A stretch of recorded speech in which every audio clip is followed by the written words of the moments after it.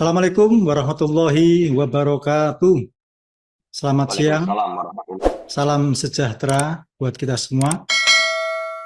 Eh, Kafein kali ini akan membahas mengenai e-katalog.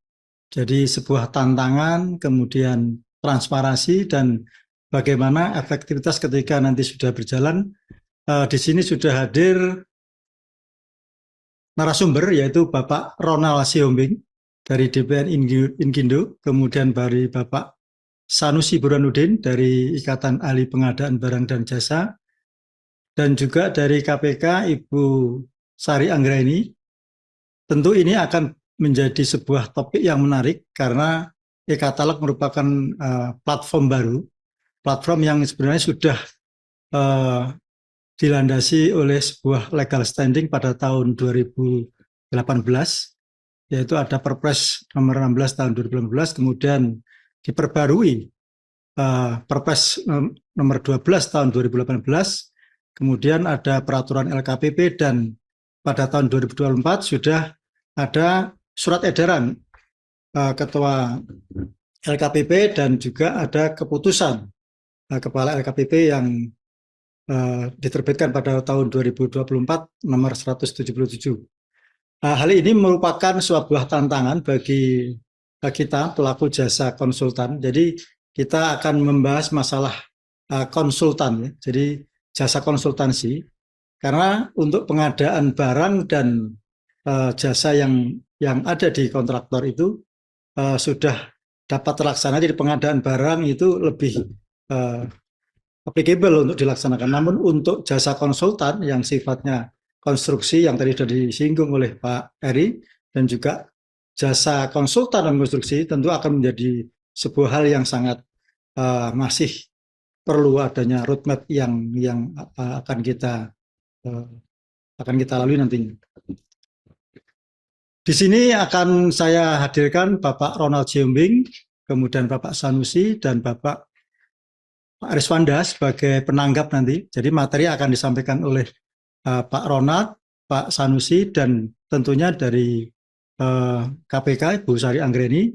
Jadi dari beberapa aspek itu akan bisa menyampaikan pandangan-pandangan yang secara proporsional, sehingga nanti kita sebagai pelaku jasa konsultan akan bisa bagaimana kedudukan kita, bagaimana respon kita, bagaimana tata laku kita nanti akan bisa tercerahkan dari diskusi pada siang hari ini. Pak Ronald mungkin yang akan saya berikan kesempatan terlebih dahulu, kemudian nanti Pak Sanusi, dan selanjutnya Bu Sari. Selanjutnya nanti akan ditanggapi oleh Pak Riswanda. Pak Ronald, siap? Pak Moderator, terima kasih Bapak Ibu. Assalamualaikum warahmatullahi wabarakatuh. Salam Salam. sejahtera bagi kita semua. Satu kehormatan nih saya bisa hadir di sini mewakili Pak Ketum. Meskipun beliau baru menyampaikan hari ini, tapi karena memang ini sangat penting bagi kita, apalagi di sini ada narasumber-narasumber kita yang hebat ya untuk satu kemajuan jasa konsultasi. Izin Pak Moderator, ini saya tidak menyampaikan materi ya. Sebenarnya disiapkan tadi, tapi ternyata begitu saya cek ada trouble yang belum bisa ditampilkan. Namun saya akan sampaikan beberapa hal terkait acara kita hari ini. Yang pertama, izinkan saya dulu melihat dari sisi tema kita hari ini, yaitu e-katalog jasa konsultasi konstruksi ya, dibatasi di konstruksi, tapi nanti saya bicaranya mungkin secara konsultan secara umum. Kemudian tantangan transparansi dan efektivitas. Nah, saya coba membagi dua ini dari sisi pandangan kita nanti Inkindo. Yang pertama terkait e-katalog itu sendiri di jasa konsultasi, dan nanti baru terkait tantangan transparansi dan efektivitasnya. Nah, Bapak Ibu yang saya hormati, kalau kita melihat dari definisi konsultan, kalau kita baca di Perpres 46 tahun 2025, jasa konsultan adalah jasa layanan profesional yang membutuhkan keahlian tertentu di berbagai bidang keilmuan yang mengutamakan olah pikir atau brainware. Nah, kata kuncinya itu di olah pikir dan brainware. Nah, kemudian kalau kita lihat juga ada Permen PPN Bappenas, Kementerian Bappenas nomor 4 2018, disebutkan juga jasa konsultasi adalah jasa layanan profesional yang membutuhkan keahlian tertentu di berbagai bidang keilmuan yang mengutamakan olah pikir atau brainware. Nah, saya sedang berenung berpikir ketika di pasal 41 Perpres 46 2025 ini menyebutkan metode pemilihan penyedia jasa konsultan terdiri atas, kalau dulu di awal itu seleksi. Sekarang e-purchasing, pengadaan langsung, penunjukan langsung, dan terakhir seleksi. Nah, kita berdiskusi bersama teman-teman pengurus di TPN, pemerintah melalui LKPP ini menempatkan e-purchasing itu di urutan pertama. Karena dalam aturan itu, urutan itu tentu pasti ada skalanya kan. Nah, ini menjadi tantangan bagi kita. Nah, maka pertanyaannya Bapak Ibu, brainware tadi, olah pikir tadi itu mau tanda kutip, ini bahasa saya, mudah-mudahan kalau salah mohon maaf, diperdagangkan dalam konteks pengadaan e-katalog.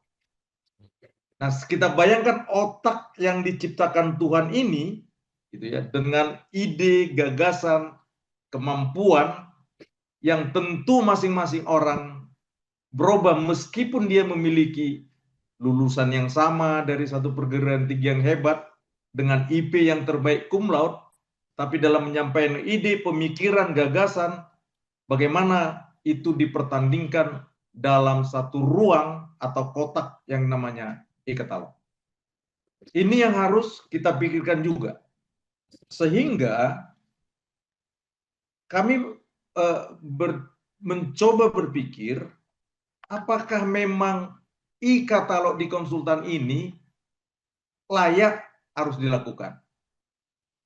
Dengan mengadu brainware tadi itu dalam satu kotak belanja gitu ya, dalam e-katalog. Itu pertanyaan pertama. Nah, sampai saat ini Inkindo belum bisa mendefinisikan itu, bahkan kita belum mempersiapkan itu dengan matang untuk menjawab LKPP. Baru nanti mungkin hari Kamis atau minggu depan kita bertemu. Itu pertanyaan pertama bagi kita.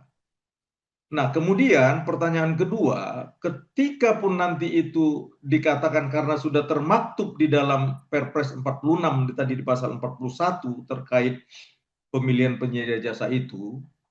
Nah, tentu pertanyaan kedua, bagaimana model pemilihannya? Ketika konsultan disebut di situ, di pasal 2-nya disebut dilaksanakan untuk badan jasa konsultan perorangan atau badan usaha yang sudah tercantum dalam e-katalog elektronik. Nah, apa yang dipertandingkan di dalam e-katalog itu sendiri? Dan bagaimana caranya? Sampai saat ini kita Inkindo belum bisa menemukan resepnya. Tadi Pak Ketum mengatakan, oh mungkin bisa nanti dengan pekerjaan-pekerjaan yang standar ini bisa kita lakukan gitu. Nah, standar apanya yang mau kita buat? Itu ketika jasa konsultasi itu diuji. Karena konsultan kita tahu kan ada tenaga ahli, ada penilaian terhadap administrasi, ada aspek keuangannya, gitu ya. Ada aspek peralatan dan lain-lain. Nah, ini bagaimana pemerintah atau LKPP membuat modelnya untuk mempertandingkan antara perusahaan SIP A atau SIP B dalam satu konsep pekerjaan standar itu. Nah, secara terus terang di dalam forum ini, kami dari pengurus Inkindo belum bisa menemukan formulasi-formulasi dan bagaimana mengimplementasikan daripada perintah Perpres 46 ini terhadap e-katalog jasa konsultasi. Nah, itu pertanyaan-pertanyaan yang muncul dari kita, meskipun ada diskusi-diskusi di antara kita. Ayo kita coba dengan pekerjaan standar. Misalnya ada bangunan-bangunan sederhana atau saluran air sederhana atau jalan yang bisa diukur per meter lari misalnya gitu ya. Nah, ini pun harus banyak kita lakukan diskusi dengan para pelaku di lapangan sehingga yang didefinisikan brandware tadi itu betul-betul bisa kita lakukan dengan baik. Nah, bagaimana sebuah ide, gagasan, atau analisis, atau solusi yang disampaikan oleh konsultan itu bisa dipertandingkan di dalam model e-katalog. Saya nggak tahu kalau perusahaan Pak Sidik misalnya bertanding dengan perusahaan saya gitu, dimasukkan dalam rumah e-katalog itu gitu. Nah, apanya yang mau dinilai oleh si penilai itu sendiri? Nah, ini juga menjadi, atau e-katalog yang dimaksud ini adalah mensistemkan saja model yang manual itu gitu. Dengan yang di syarat-syarat SKK, syarat-syarat khusus, syarat-syarat umum itu dibuat dalam satu sistem. Nah, kami berbicara dengan beberapa teman-teman LKPP. Nah, ternyata kawan-kawan LKPP juga sampai saat ini belum menemukan formula-formulanya dan masih meminta kepada kita. Nah, mudah-mudahan nanti dalam forum ini, dalam KPI yang sangat luar biasa ini, ada usulan-usulan yang bisa kita sampaikan dan kita usulkan nanti ke LKPP. Jadi, Pak Sidik, izin kita dari Inkindo belum bisa menyampaikan satu formulasi, tapi masih mencoba menyampaikan beberapa pertanyaan-pertanyaan yang telah saya sampaikan di awal untuk bisa nanti kita diskusikan sehingga intinya bagaimana jasa konsultasi ini dengan adanya e-katalog ini tidak menjadi terdegradasi gitu ya, terdegradasi di dalam pengadaan di Republik ini. Nah, itu yang kami sampaikan dari sisi e-katalognya, karena di Perpres 46 ini dia secara detail turunannya belum ada, maka sulit juga kita mendiskusikan segala sesuatu yang belum ada tertulis.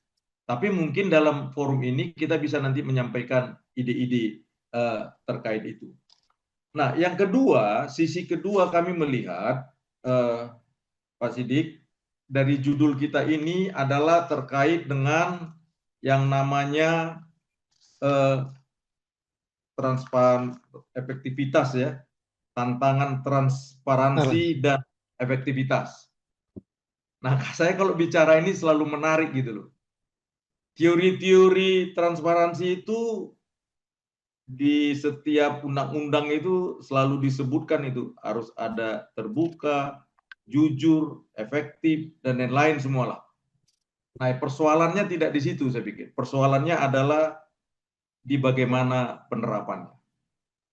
Saya pikir aturan-aturan kita ini sudah menjaga itu. Nanti mungkin dari Ibu KPK, Ibu Sari bisa menyampaikan. Itu sudah, bahkan kami beberapa kali ketemu KPK, titik-titik di mana yang tidak transparan itu, titik-titik di mana yang tidak efektivitas itu sudah ada data itu di KPK. Bahkan salah satu temuan-temuan KPK yang paling tinggi kan kasus-kasus penyuapan dan lain-lain itu ada di namanya kita badan usaha gitu ya, swasta gitu. Nah, intinya bagi kami, jika nanti dihubungkan e-katalog ini dengan transparansi dan efektivitas, kami kok coba mengusulkan bagaimana dalam sistem itu sentuhan tangan manusia di dalam proses pengadaan itu bisa zero, nol. Tidak ada sentuhan tangan yang bisa merubah atau mengakali sistem itu. Ini penting. Kita kok khawatir juga, kita buat sistem sedemikian rupa, tapi masih ada tangan-tangan yang bisa menyentuh itu, ini menjadi tanda tanya besar bagi kita. Saya ambil ilustrasi. ketika kita mau membeli tiket misalnya ya, kita tinggal masukkan nama, data kita, nanti kita bayar dengan kartu kredit atau dengan apa cara tunai misalnya dan lain-lain, nanti akan keluar langsung tiket itu. Nah, apakah dalam sistem pengadaan nanti, apalagi jasa konsultan, ini bisa dijaga, dilindungi, sehingga proses seleksi itu bisa berjalan yang disebut dengan transparan itu. Dengan syarat-syarat tentu yang harus dipenuhi. Dan dia lebih efektif. Saya khawatir dengan ada e-katalog ini nanti, apalagi belum jelas dia strukturnya, polanya, kita malah lebih banyak bertemu nanti orang-orang dengan orang-orang pelaksana pengadaan ini. Yang bisa menciptakan hal-hal yang menurut kita menciptakan bisa ketidakadilan, ketidakterbukaan, atau dan lain-lain. Nah, ini juga menjadi tantangan bagi kita. Usul kami adalah ketika sistem ini dibangun, maka sentuhan tangan manusia di dalam proses sistem itu memang harus dikurangi dan pengaruhnya diperkecil. Itu kira-kira Pak Sidik dari kami, nanti kita bisa diskusi. Sekali lagi mohon maaf kalau ada yang kurang lebih pandangan-pandangan terutama terkait e-katalog. Secara jujur Inkindo secara nasional belum berani menyampaikan apa yang disebut e-katalog, karena sampai saat ini pun di kita pengurus DPN masih menjadi perdebatan yang luar biasa bagaimana meng-e-katalogkan brandware atau jasa konsultasi itu. Demikian Pak Moderator, Pak Sidi, mohon maaf lahir dan batin, waktu kami kembalikan ke moderator. Terima kasih. Baik, terima kasih Pak Ronald Siombing dari DPN. Ada dua hal yang saya cermati tadi. Jadi yang pertama adalah bagaimana bentuk penyajian ya. Jadi sebenarnya kan kalau kita bicara e-katalog itu kan kita bicara marketplace ya. Jadi kita menyajikan suatu bentuk jasa yang akan kita pajang di sebuah ruang display itu, yang nanti pembeli tinggal memilih mana yang disukai kan gitu. Jadi kalau dalam diskusi sebenarnya kalau kita akan mengusulkan sebuah konversi Pak, jadi konversi. Jadi bagaimana brandware itu dikonversikan menjadi sebuah something ya yang nanti bisa dinilai. Jadi karena sebuah jasa konsultan itu bukan hanya brandware yang dijual, tapi adalah sistem manajemen yang dimiliki, kemampuan manajemen, finansial, sumber daya, pengaturan sumber daya yang dimiliki itu menjadi sebuah quality product yang bisa diminati oleh pemerintah atau calon pembeli yang lain. Jadi yang kedua adalah adanya suatu pertanyaan besar ya, bagaimana nanti apakah itu bisa mengurangi ya ruang-ruang gelap di dalam pengadaan itu, karena semangat dari e-katalog sendiri adalah satu transparansi dan efektivitas. Jadi kalau transparansi artinya semua bisa terbuka, semua bisa melihat prosesnya, kemudian akan terhindar ruang-ruang gelap, tangan-tangan yang bisa menyentuh tadi. Kemudian yang kedua adalah efektivitas. Jadi efektivitas adalah menyangkut efisiensi. Jadi akan bisa menurunkan kos pengadaan. Jadi semakin bisa memperpendek prosedur, kemudian juga akan menekan harga pengadaan itu sendiri. Itu yang sebenarnya bisa atau ingin dicapai oleh pemerintah. Tapi itu ada suatu hal yang menjadi tujuan, dan itu akan menjadi sebuah keniscayaan apabila kita semua sepakat bagaimana bentuk itu kita wujudkan. Baik, yang kedua akan kita persilahkan dari Pak Sanusi untuk menyampaikan pandangannya dari Ikatan Ahli Pengadaan. Pak Sanusi, ya. masih bergabung? Ya, ya Pak Sanusi, sudah, Pak. ya, mungkin nanti dari panjenengan bisa menyampaikan atau menanggapi dari Pak Ronald tadi, karena dari sisi ahli pengadaan mungkin ada beberapa hal yang mungkin masih belum kita ketemukan nanti dalam ranah pemikiran itu. Saya persilakan sepenuhnya kepada Pak Sanusi untuk menyampaikan pokok-pokok pikiran sehingga bisa menjadi bahan diskusi nanti. sebelum Pak Terima Reswan. kasih Pak. Oke, Ya, monggo. terima kasih Pak Sidik. Saya dikasih waktu berapa ini Pak? 15 menit, Pak. 15 menit ya. Ya, terima kasih Pak Nur Sidik. Bapak Ibu, mohon izin saya ada paparan ya, share screen terlebih dahulu.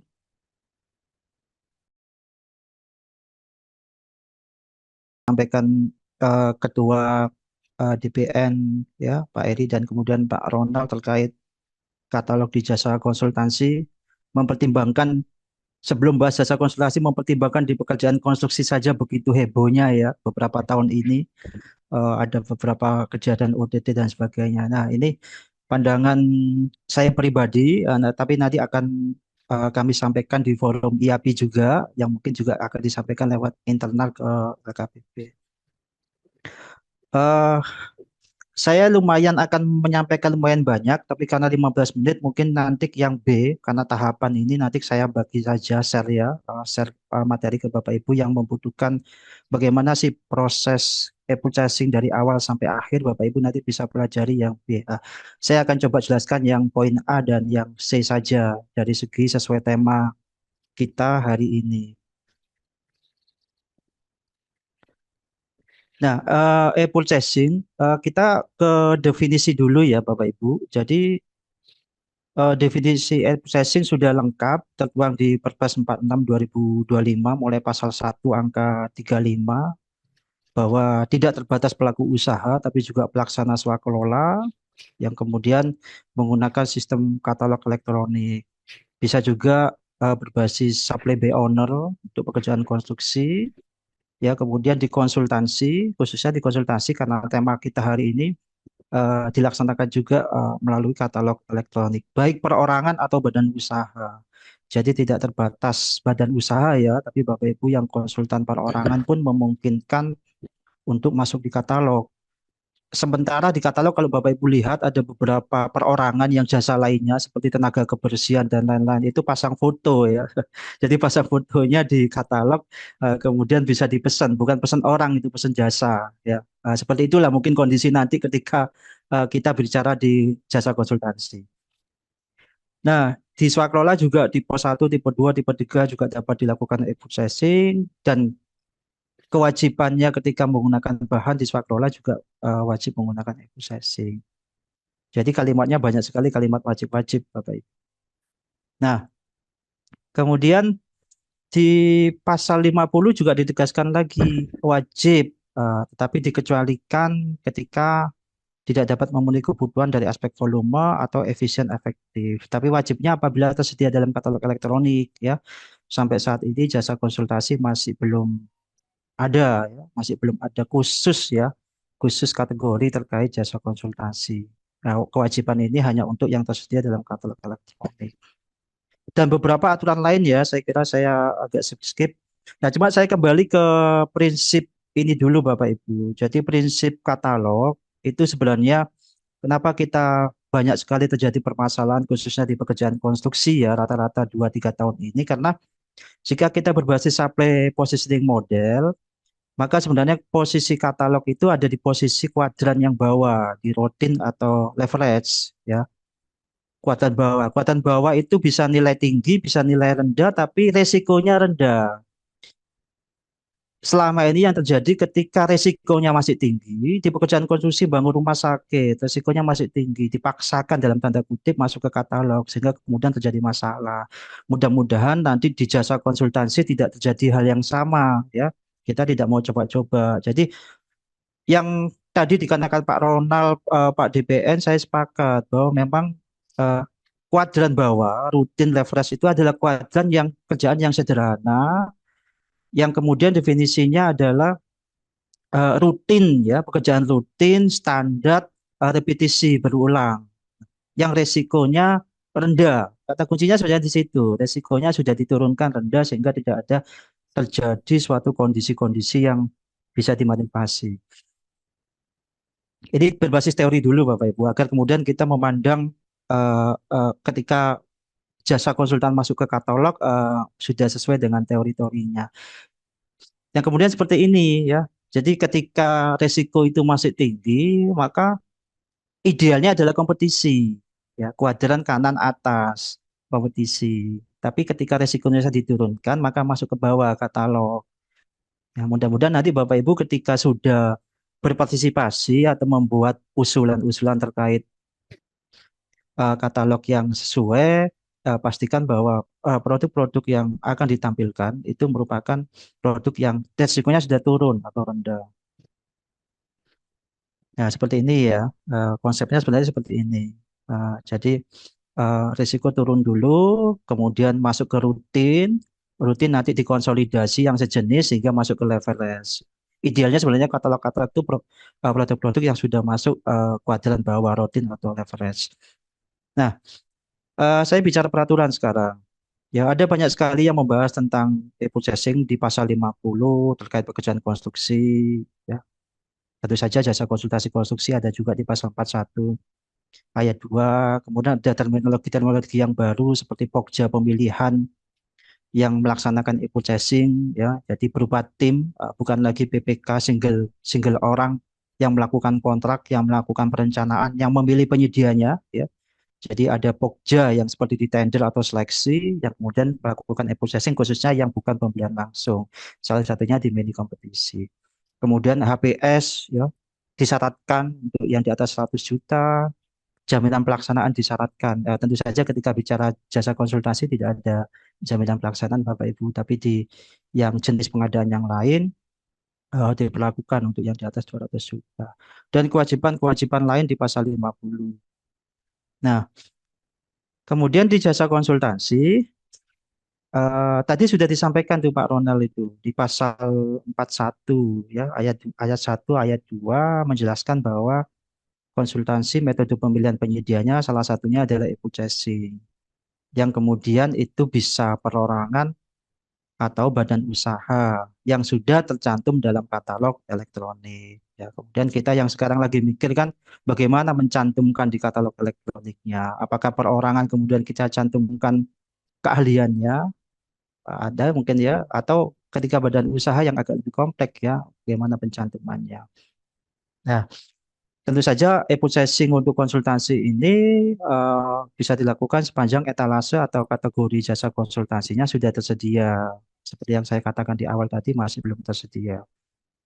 Nah, contoh sebenarnya yang bisa kita tiru, contoh di pekerjaan konstruksi. Pekerjaan konstruksi itu sudah tampil dengan saya sengaja mengambil pekerjaan konstruksi karena eh, bisa menjadi contoh yang bagus untuk penerapan di jasa konsultasi meskipun berbeda ya nantinya ya tapi contoh ini menarik misalkan di pekerjaan konstruksi itu terbagi ya eh, terbagi ya kita bicara jasa konstruksi kan ada pekerjaan konstruksi ada jasa konsultasi konstruksi terbagi beberapa kategori yang kemudian dikelola oleh Kementerian Pekerjaan Umum tidak tidak seperti katalog versi 5 yang dikelola oleh masing-masing KLPD yang kemudian ada banyak istilah yang tampil dan sebagainya. Nah, ketika di katalog versi 6 dikelola khusus oleh Kementerian Pekerjaan Umum yang kemudian diikat pekerjaannya standarisasinya berbasis pasti aplikasi di Kementerian Pekerjaan Umum. Nah, itu sudah tampil ya sampai saat ini barang jasa lainnya pekerjaan konstruksi, kemudian eh, konsep konsepnya seperti ini di pekerjaan konstruksi itu. Saya bicara dulu seperti saya sampaikan tadi bicara pekerjaan konstruksi dulu, baru kita masuk ke bagaimana konsep yang jasa konsultasinya. Nah, misalkan ada beberapa item sama ya di jasa konsultasi juga pasti ada item-item pekerjaan biaya personil, ada non personil kan, ada tenaga ahli, ada remunerasi dan sebagainya. Di pekerjaan konstruksi juga gitu. Ada beberapa item ya yang kemudian meskipun prosesnya masih membuka peluang dua ya negosiasi atau mini kompetisi. Meskipun sampai sekarang di kondisi sekarang disarankan mini kompetisi karena bagaimana pekerjaan yang tidak diketahui kebutuhannya sejak awal penyedia diminta menampilkan produknya di katalog kemudian dilakukan negosiasi. Nah, ini contoh-contoh yang sudah tampil di katalog untuk pekerjaan konstruksi, ya. Kemudian bagaimana model-modelnya, menampilkan beberapa item. Pandangan saya di konsultan nanti mungkin bisa menampilkan beberapa item tenaga ahli dan sebagainya ya, yang sifatnya tidak tidak paket ya.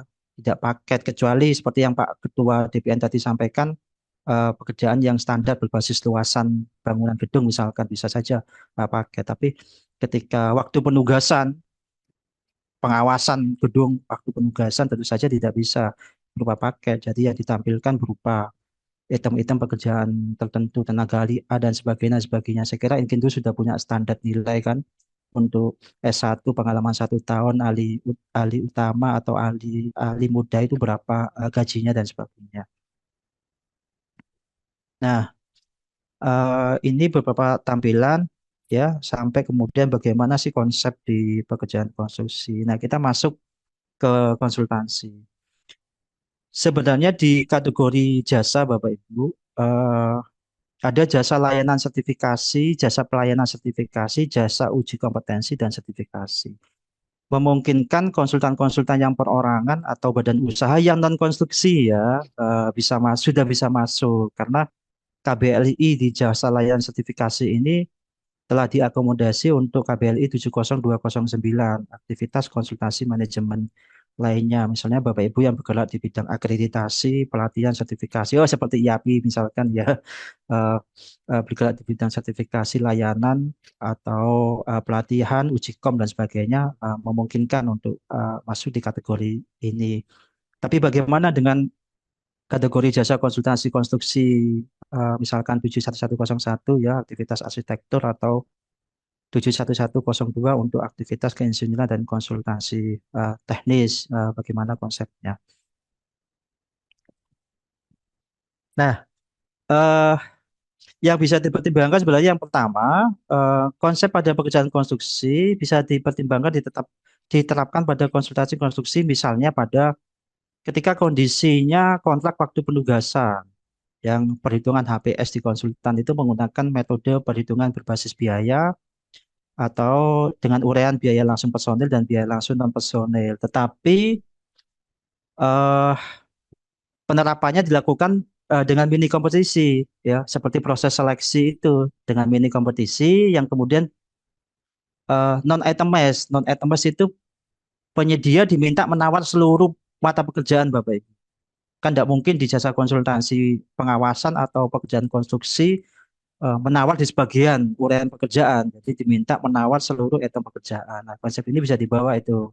Tapi dengan mini kompetisi, penawarannya dengan mini kompetisi, sama dengan halnya di pekerjaan konstruksi.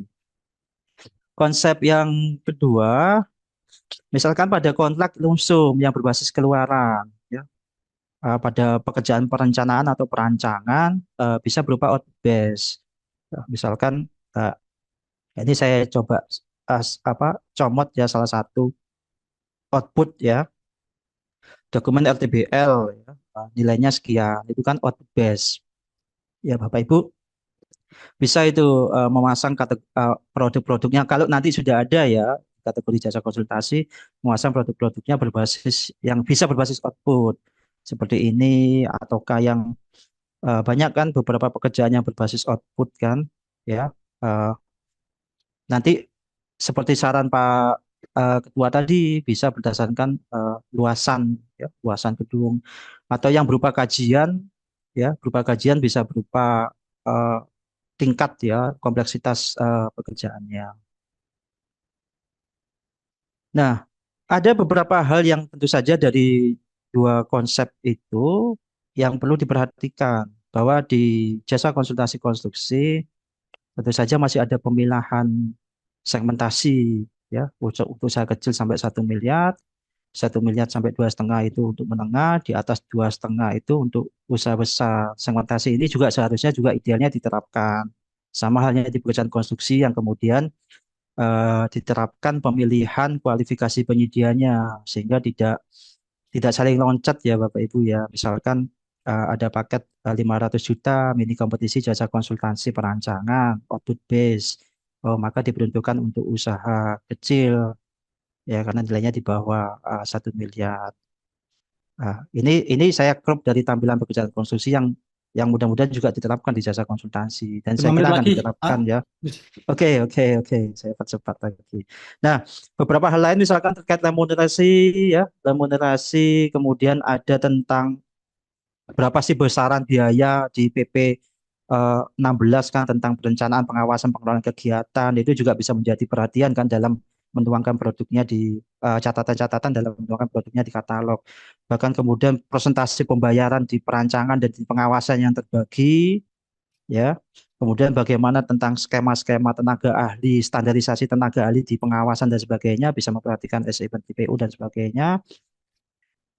Bahkan kemudian keahlian-keahliannya. Nah, saya langsung ke eh, tambahan ya ke slide yang paling akhir bahwa eh, tentu saja anomali-anomali ini juga harus menjadi catatan. Di katalog sudah ada 4 anomali yang teridentifikasi, ya. Misalkan penyedia yang sama berulang, kecepatan transaksi suatu produk, kemudian kecepatan transaksi tampilnya produk, sama kemudian harga yang berubah. Itu juga Bapak Ibu sebagai pelaku usaha juga memperhatikan hal ini ya, karena masih ada beberapa kasus yang kemudian eh, tidak ini judulnya transparan ya, ternyata tidak transparan, hanya berbasis WA, saling kirim link dan sebagainya. Nah, ini beberapa mitigasi resiko yang tentu saja nanti teman dari KPK yang akan lebih detail menjelaskan.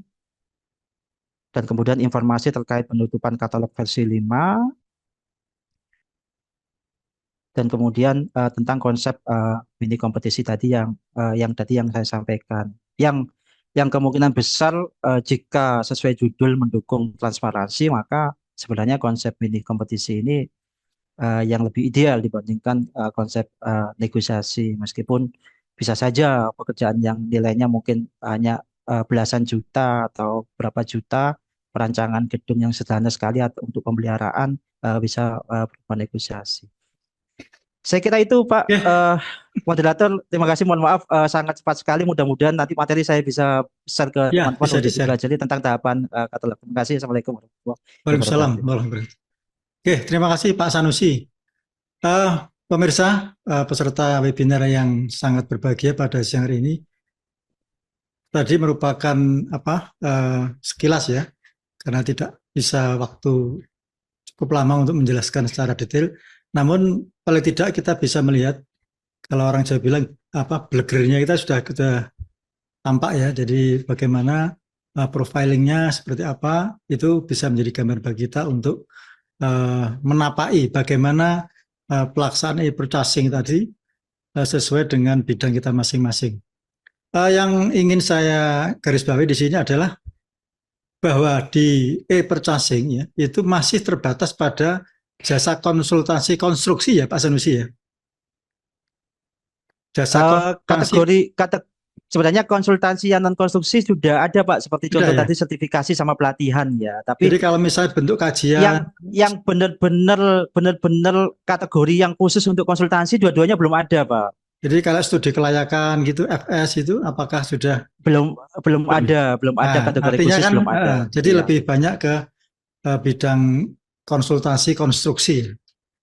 Baik, itu tadi bisa menjadikan wawasan kita, nanti bisa kita banyak hal yang bisa ditanyakan kepada Sanusi, bagaimana menjual, artinya bagaimana kita bisa melakukan kompetisi ya mengenai tenaga ahli yang kita tawarkan, kemudian billing rate-nya. Kalau billing rate kan sudah ada patokannya ya. Tapi mungkin hal yang sifatnya bisa dinego itu bisa menjadikan suatu daya kompetisi. Sebelum ke Pak Riswanda, kita ingin dari Bu Sari Anggraini dulu. Jadi bagaimana dari sisi KPK, sebelum Bu Anggraini bisa menyampaikan, saya ingin menanyakan dulu bagaimana kaitan sistem manajemen anti penyuapan SIMAP yang sebenarnya kita sudah disyaratkan ya dari lembaga sertifikasi itu terkait dengan hal pengadaan itu. Apakah ini sudah ada benang merah dengan purchasing itu nanti mungkin bisa disampaikan juga, boleh Bu Sari Anggraini dari KPK. Waktu sebenarnya saya serahkan kepada Bu Sari Anggraini untuk menyampaikan dari sisi penegakan hukum ya, penegakan pengawasan dari aspek pencegahan korupsi di bidang jasa pengadaan konsultasi konstruksi. Saya persilakan Bu Sari, monggo. Ya, Baik, terima kasih Pak Moderator. Bismillahirrahmanirrahim. Assalamualaikum warahmatullahi wabarakatuh. Selamat siang, salam sehat untuk Bapak Ibu sekalian. Yang saya hormati Pak Irwan Susilo dan Pak Ronald Sihombing ya dari DPP Inkindo Jawa Timur. Yang saya hormati juga Pak Eri Heriadi dari DPN Inkindo, kemudian Pak Yusianto dari DPD IAPI Jawa Timur, dan juga para narasumber ada Pak Sanusi ya. Pak Sanusi, terima kasih Pak Sanusi Burhanuddin, kemudian juga ada Pak Reswanda nanti sebagai penanggap. Terima kasih Bapak Ibu sekalian, termasuk juga para peserta. Mudah-mudahan hari ini Bapak Ibu dalam kondisi yang prima gitu ya untuk kita bisa berdiskusikan sesuatu yang sangat luar biasa ya siang ini terkait dengan bagaimana menyongsong e-katalog untuk jasa konsultan ya. Memang saat ini masih relatif baru dibandingkan pengadaan untuk jasa atau barang lainnya. Baik, Bapak Ibu sekalian, mungkin saya di sini hadir juga bersama Pak Ramdana dan Pak Bimo ya dari Stranas PK. Kami merupakan, mungkin saya sharing sedikit, Stranas PK merupakan forum bersama 5 kementerian lembaga. Saya sendiri merupakan pegawai KPK yang ditugaskan di Stranas PK untuk mengawal upaya-upaya pencegahan korupsi yang memang diberikan mandat oleh Presiden untuk melaksanakan hal tersebut bersama dengan banyak kementerian lembaga di Indonesia. Nah, pada perpres tersebut dimandatkan bahwa setiap 2 tahun sekali kami melaksanakan mencanangkan aksi-aksi di pencegahan korupsi yang dianggap bisa memberikan trigger mekanisme begitu ya atau daya dorong kepada sektor strategis di Indonesia untuk bisa memperbaiki tata kelola pemerintah Indonesia yang lebih baik. Jadi selain KPK ada Kementerian Dalam Negeri, ada PAN RB, Kemenpan RB, ada Bappenas dan juga ada kantor staf presiden. Nah, kurang lebih kami melakukan upaya-upaya pencegahan korupsi ini berkolaborasi dengan banyak instansi dan kementerian lembaga, salah satunya juga adalah aksi pengadaan barang dan jasa. Nah, Bapak Ibu sekalian, di dalam sesuai dengan surat yang disampaikan oleh peserta, kami diminta untuk bagaimana melakukan mitigasi dalam pengadaan barang dan jasa di katalog gitu ya, terutama konsultan. Jadi nanti akan ada 3 bahasan, mungkin ini nanti ngeblend saja yang saya sampaikan terkait dengan korupsi di pengadaan barang dan jasa, mungkin aksi-aksi di Stranas PK, dan nanti juga ada mitigasinya di beberapa titik presentasi saya. Bapak Ibu sekalian, mungkin Bapak Ibu bisa melihat ya bagaimana bahwa pemerintah di semua negara ini merupakan largest buyer gitu ya, atau pembeli terbesar. Setidaknya kalau kita bandingkan dari data 2024 dengan 2025 bahwa pemerintah Indonesia itu belanja kementerian lembaganya ada sekitar 3.000 triliun ya. Tapi memang yang masuk dalam belanja pengadaan itu kalau di tahun 2025 ada 1.253 triliun. Nah, sedangkan yang spesifik karena di dalam belanja pengadaan ini ada belanja pengadaan melalui penyedia dan ada belanja pengadaan swakelola begitu ya. Dan yang melalui penyedia ini ada 932 triliun, jadi sangat besar.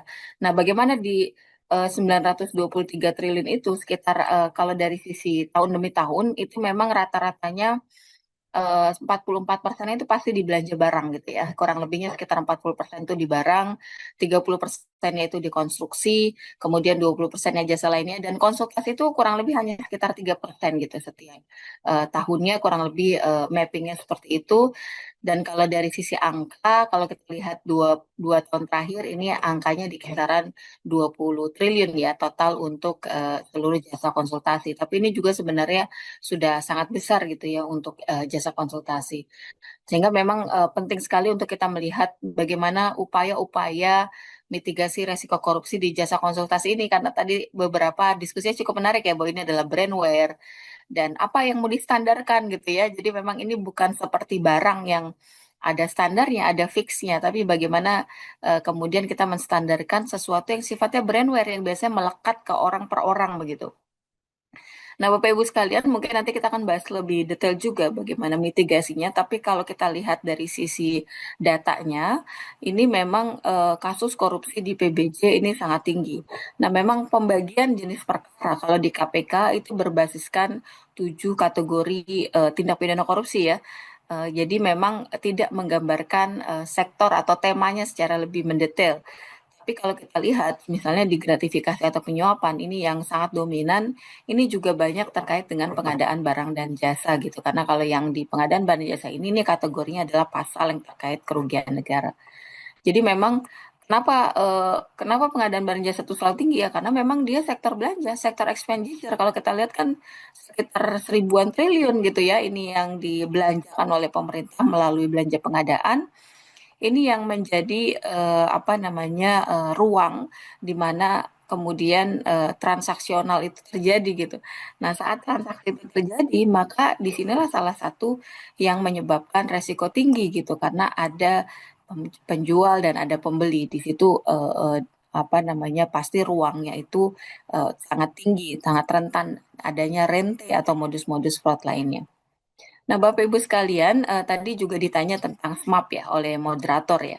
Bagaimana kaitannya dengan SMAP yang sudah diwajibkan gitu dengan PBJ. Nah, ini kalau kita lihat memang sektor swasta karena memang korupsi itu pasti transaksional ya. Jadi pasti siapa yang memberi dan siapa yang menerima gitu. Kalau dari perspektif ekonomi kan ada supply, ada demand.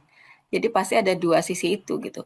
Nah, sehingga memang pada saat ini kita juga berharap Bapak Ibu sekalian bisa melakukan mitigasi dari sisi manajemen gitu, salah satunya dengan SMAP. Tapi memang itu SMAP salah satu saja Bapak Ibu kalau dalam perspektif pencegahan korupsi karena ada banyak cara.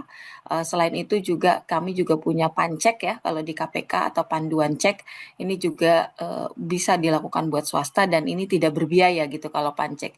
Nah, memang kalau yang ada ISO-nya gitu ya, itu memang memberi konsekuensi pada biaya ya, karena dia harus terstandar, ada reviewernya, ada verified internasional dan lain sebagainya. Jadi ada banyak cara Bapak Ibu untuk dilakukan untuk memitigasi resiko korupsi. Salah satunya adalah SMAP tadi yang disampaikan oleh moderator.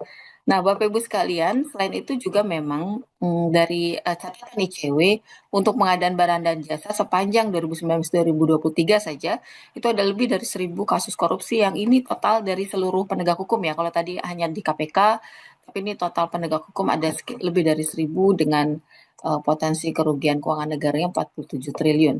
Termasuk juga survei penilaian integritas menunjukkan bahwa ada banyak kasus modus-modus pengadaan barang jasa, misalnya proses pemilihan pengadaannya diatur, kemudian kualitas barang jasanya tidak sesuai, jadi tidak value for money, kemudian adanya favoritism gitu atau kolusi ya dengan pihak penyedia barang jasa.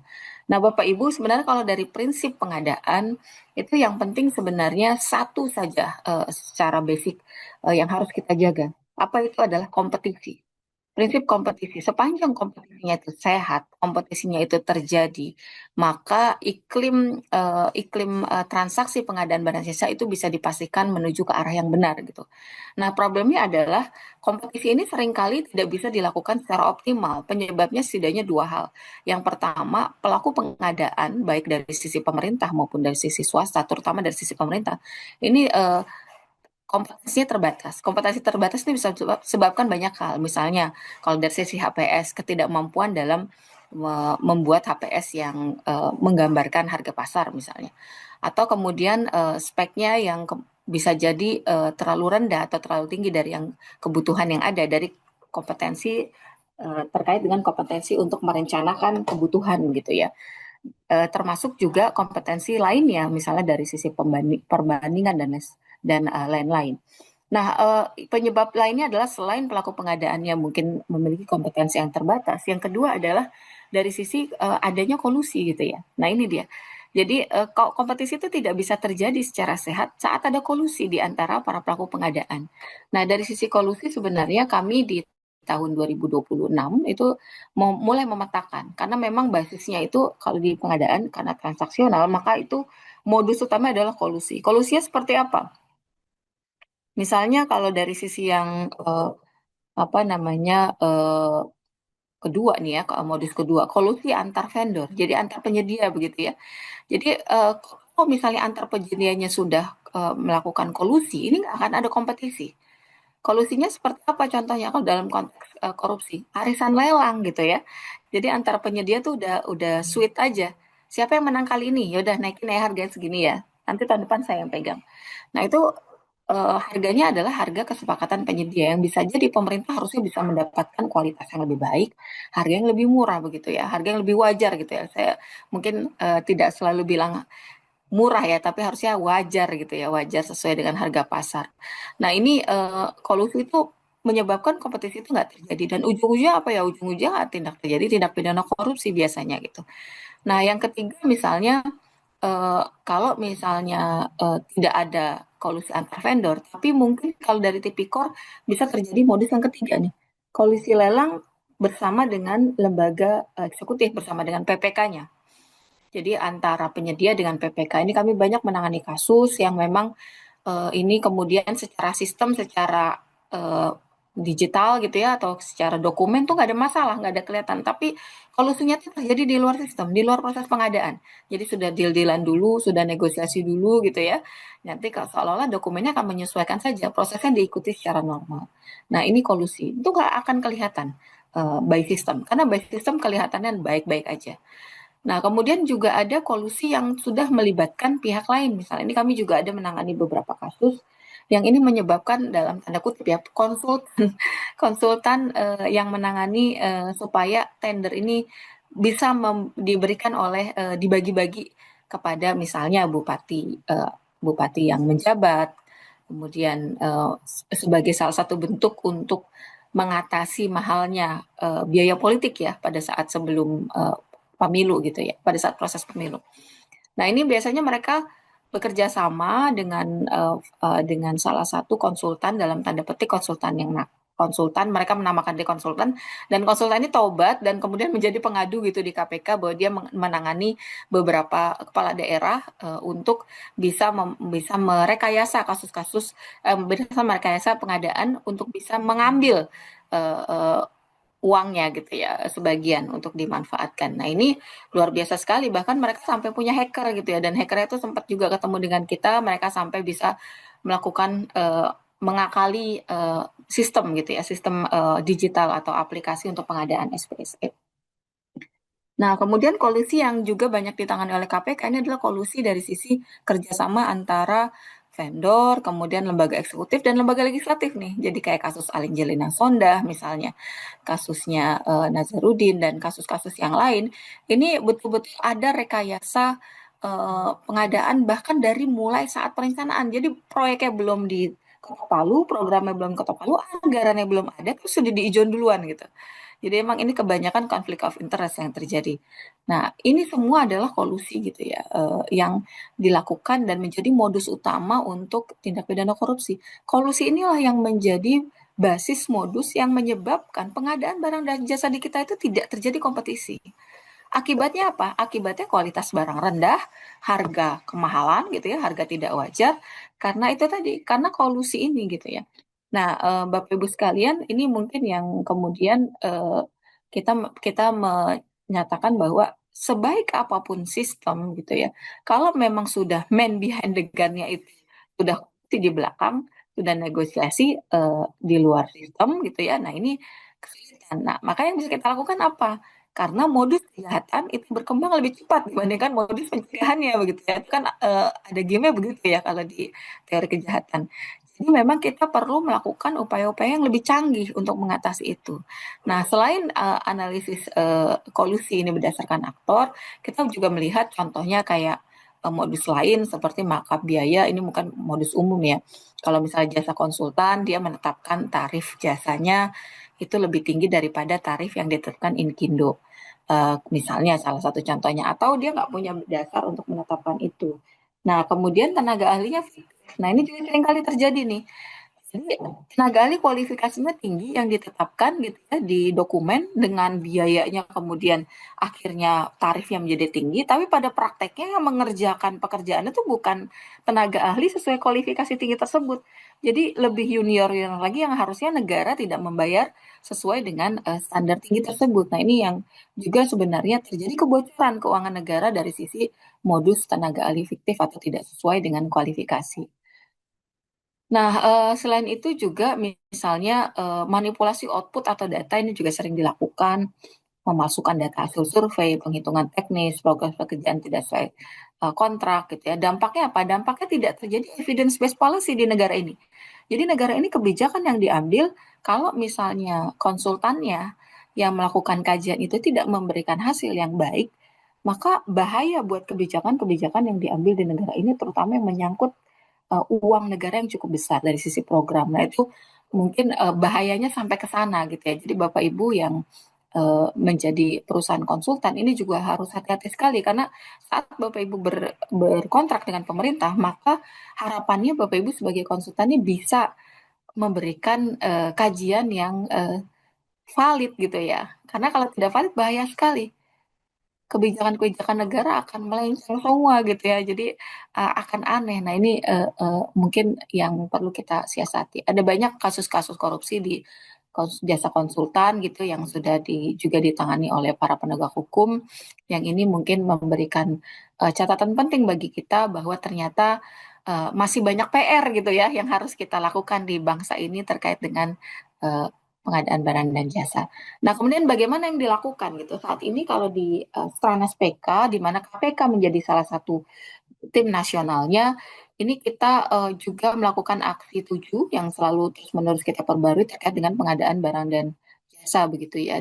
Dari 15 aksi ada 7 aksi, aksi ke-7 maksudnya yang terkait dengan pengadaan barang jasa. Apa saja yang kita lihat?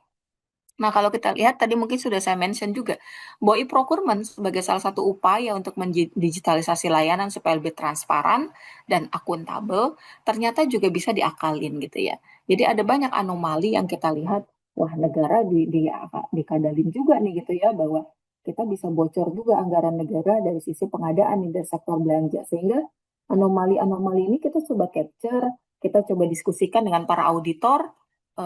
Kita sudah memetakan ada banyak sekali, ada ratusan anomali e-procurement yang kemudian kita petakan dan sebagiannya kita buat algoritma. Jadi saat ini kita kerja sama LKPP untuk bisa membuat algoritma yang bisa melacak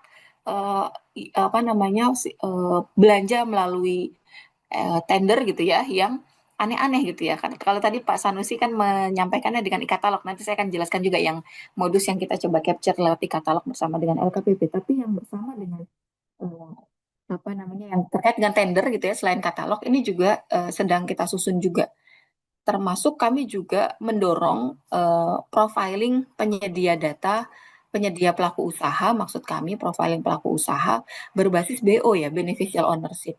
Jadi beneficial ownership ini sebuah sistem yang kami berharap bisa kemudian mendeteksi siapa sebenarnya ultimate BO-nya. Siapa sebenarnya pemilik usaha tersebut gitu ya. Karena kan pemilik usaha itu ada 2 ya. Ada yang legal ownership, ada yang kelihatan secara legal. Secara hukum tuh si A pemiliknya.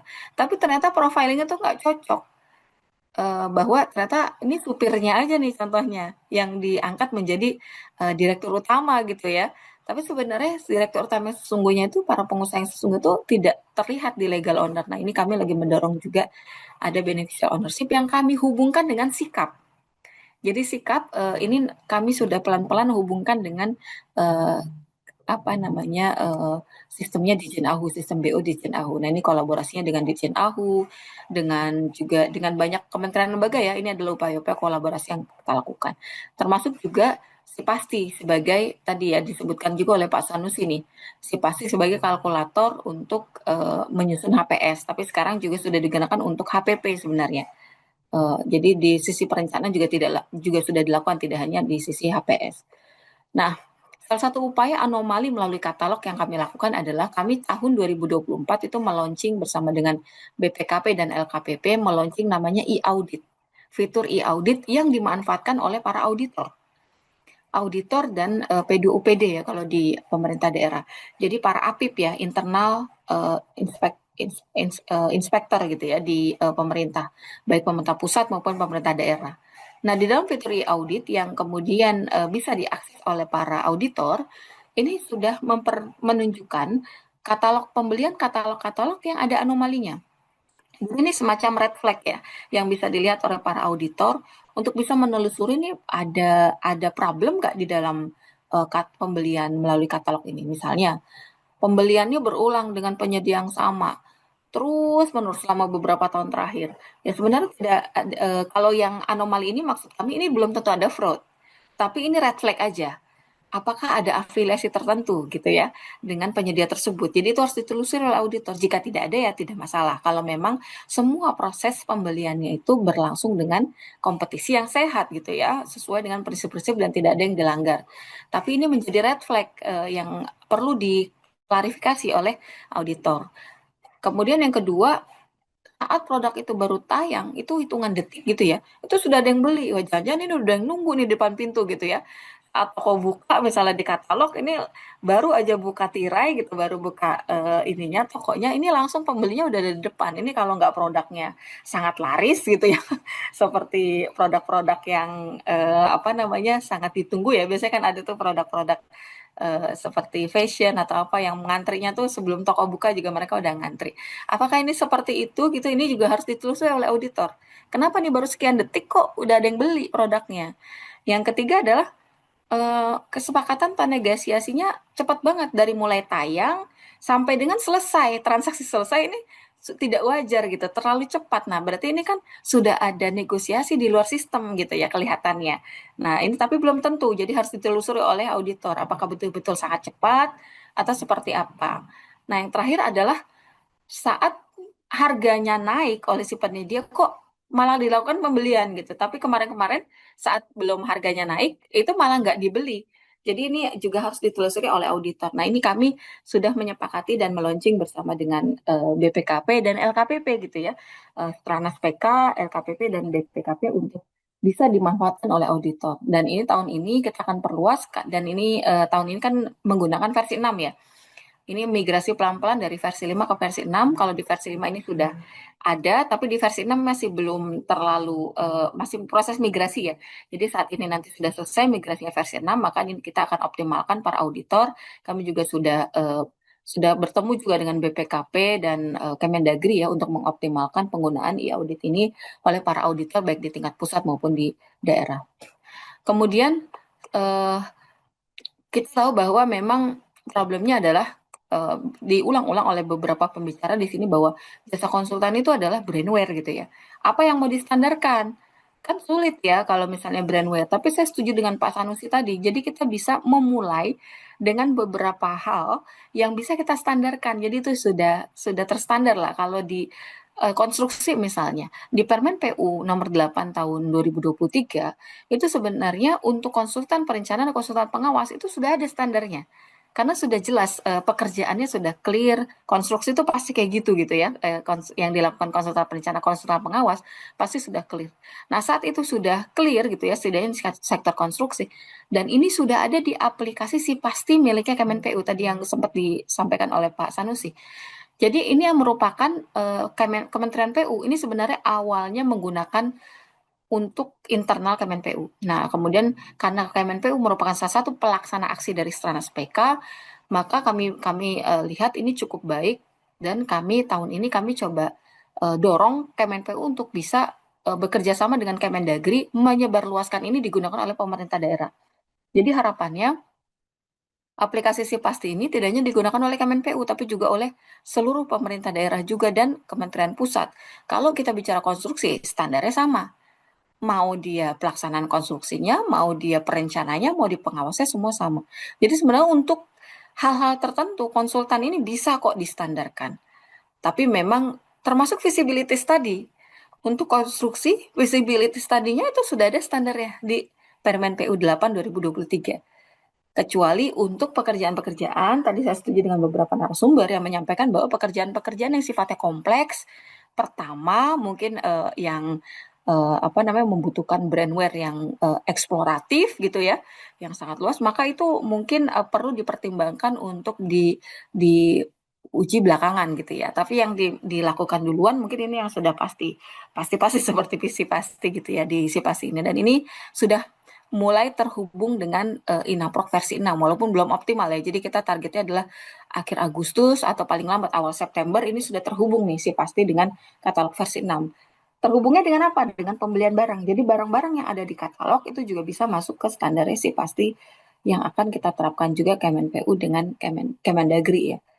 Nah, walaupun demikian, sebenarnya sejak 2016 menurut pengakuan LKPP, ini LKPP sebenarnya menggandeng semua pelaku e-commerce untuk memperluas katalog termasuk jasa konsultasi. Tapi memang ini tidak semasif untuk yang barang dan jasa lainnya begitu ya untuk di katalog. Jadi konsultasi ini kalau kita lihat masih minim penyedianya di katalog dan transaksinya masih belum cukup banyak. Jadi ini mungkin PR juga ya buat kita bersama, baik buat LKPP atau buat IAPI juga, buat Inkindo dan beberapa asosiasi lain untuk bisa kemudian mengoptimalkan penggunaan katalog ini untuk jasa-jasa konsultan yang sudah sangat clear gitu ya, sudah cukup baku, sudah bisa distandarkan gitu. Itu mulai dicoba untuk penggunaan katalog.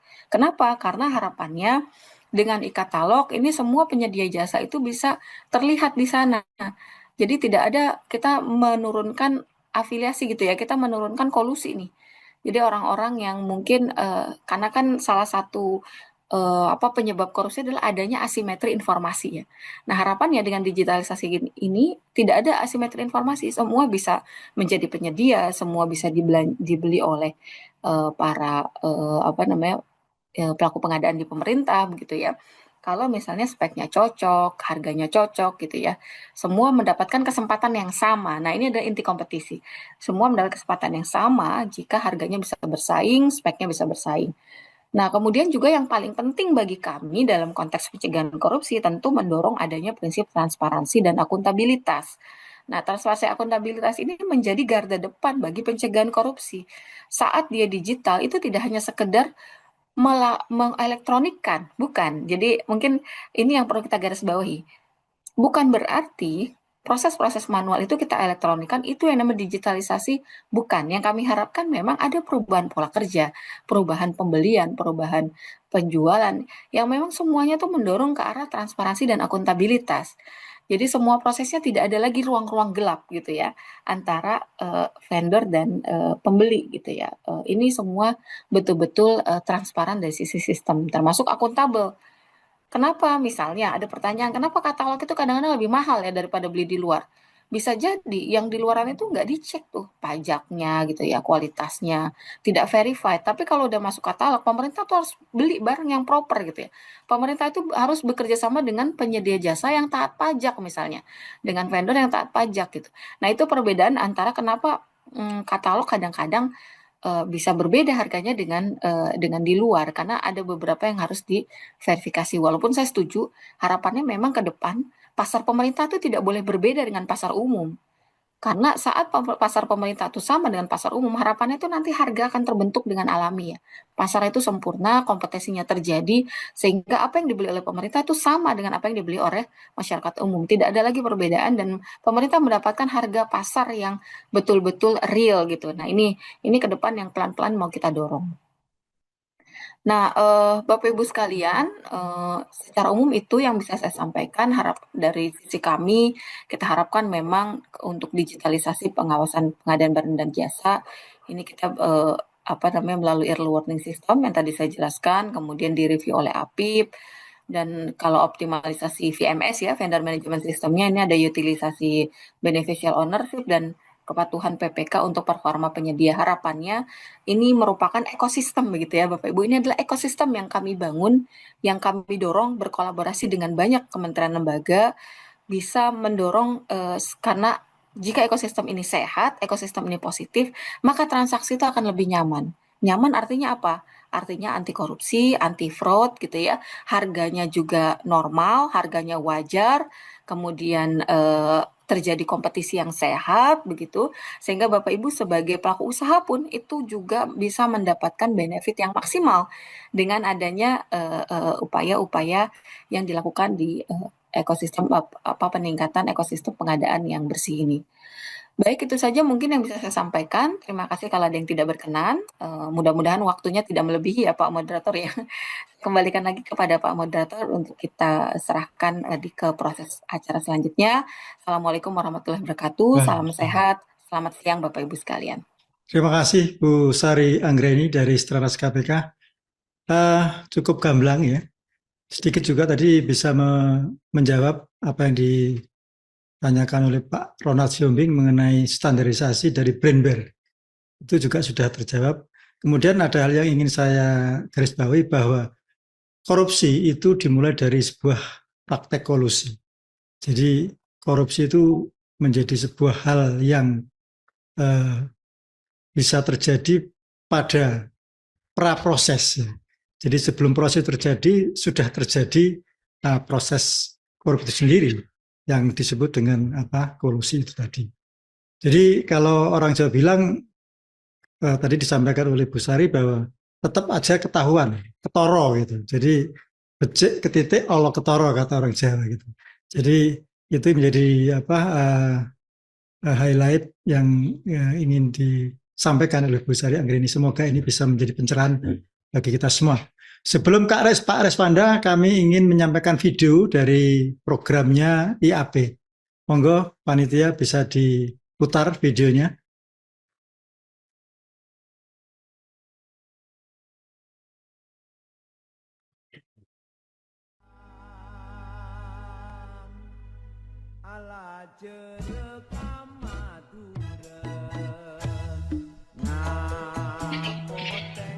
Dewan Pengurus Daerah Ikatan Ahli Pengadaan Indonesia Jawa Timur didirikan pada tanggal 31 Mei 2011 di Hotel Sheraton, Surabaya. Dengan Bapak Agus Imam Sonhaji sebagai ketua yang dikukuhkan langsung oleh Ketua Lembaga Kebijakan Pengadaan Barang Jasa Pemerintah pada saat itu, Bapak Agus Raharjo. Pada tanggal 3 September 2019, Ketua Dewan Pengurus Pusat Ikatan Ahli Pengadaan Indonesia, Bapak Sony Sumarsono, mengukuhkan Bapak Yuswanto sebagai Ketua DPD IAPI Jatim bersama pengurus lainnya di Hotel Sheraton, Surabaya, yang dihadiri oleh Wakil Gubernur Provinsi Jawa Timur, Bapak Emil Elestianto Dardak.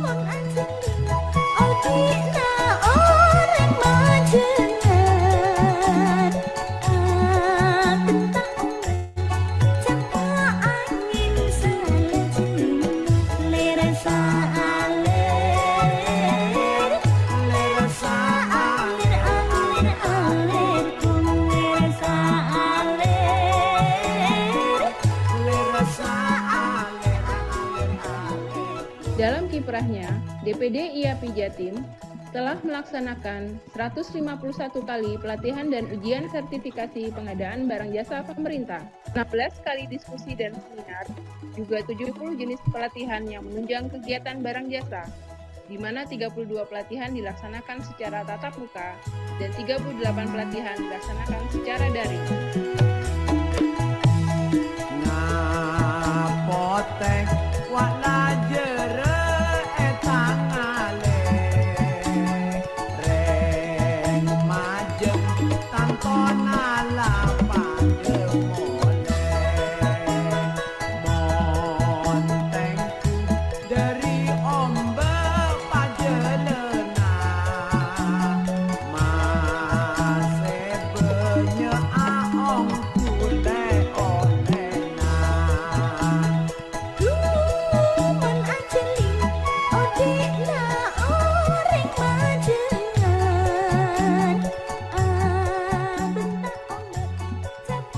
Instansi yang telah bekerja sama dengan DPD IAPI Jawa Timur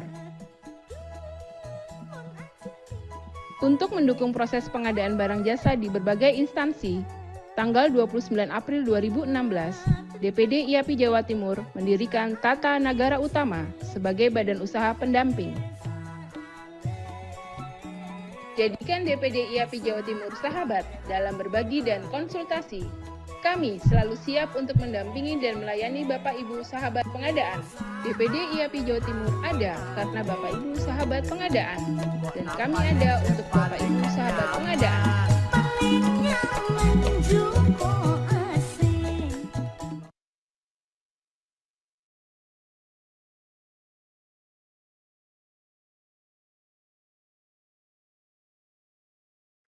DPD IAPI Jawa Timur. Berikutnya nanti kita sampai jam 15.30. Ini ada beberapa waktu untuk Pak Reswanda menanggapi. Setelah itu kita tanya jawab. Mungkin nanti ada yang resen dan nanti selebihnya adalah menggunakan pertanyaan dari kolom chat ya. Baik, Pak Riswanda, Ya, terima kasih. terima kasih sudah bisa hadir, sudah ketemu lagi. Beberapa waktu yang lalu saya ketemu. Monggo, Oke. Pak Riswanda. Ya, Assalamualaikum warahmatullahi wabarakatuh. Salam. Terima kasih Pak Doktor Sidik ini, dokter baru nih, masih hangat ini ya. Selamat Pak Profesiat. Kemudian juga kepada Pak Ronald, mewakili dari DPP Inkindo, kemudian tadi sempat juga Pak Ketua yang sudah leave terlebih dahulu karena ada urusan yang lain. Pak Sanusi mewakili Pak Yus ya, dari YAPI, Ibu Sari, dan tim nih dari Stranas. Salam hormat Bu. Dan kawan-kawan semua ya, dan tak lupa ketua kita yang sangat aktif ini Pak Irwan dan jajaran semua ya, kawan-kawan semua dari DPC Inkindo di Jawa Timur, dan bahkan mungkin ini ada yang karena ini nasional ya, sifatnya panel nasional. Menarik tadi apa yang disampaikan, saya mencoba untuk juga mendalami gitu ya Pak, beberapa dan Ibu, dari beberapa hal yang disampaikan tadi dari kawan-kawan DPP juga kan masih belum punya gambaran yang detail gitu ya. Kemudian dari kawan-kawan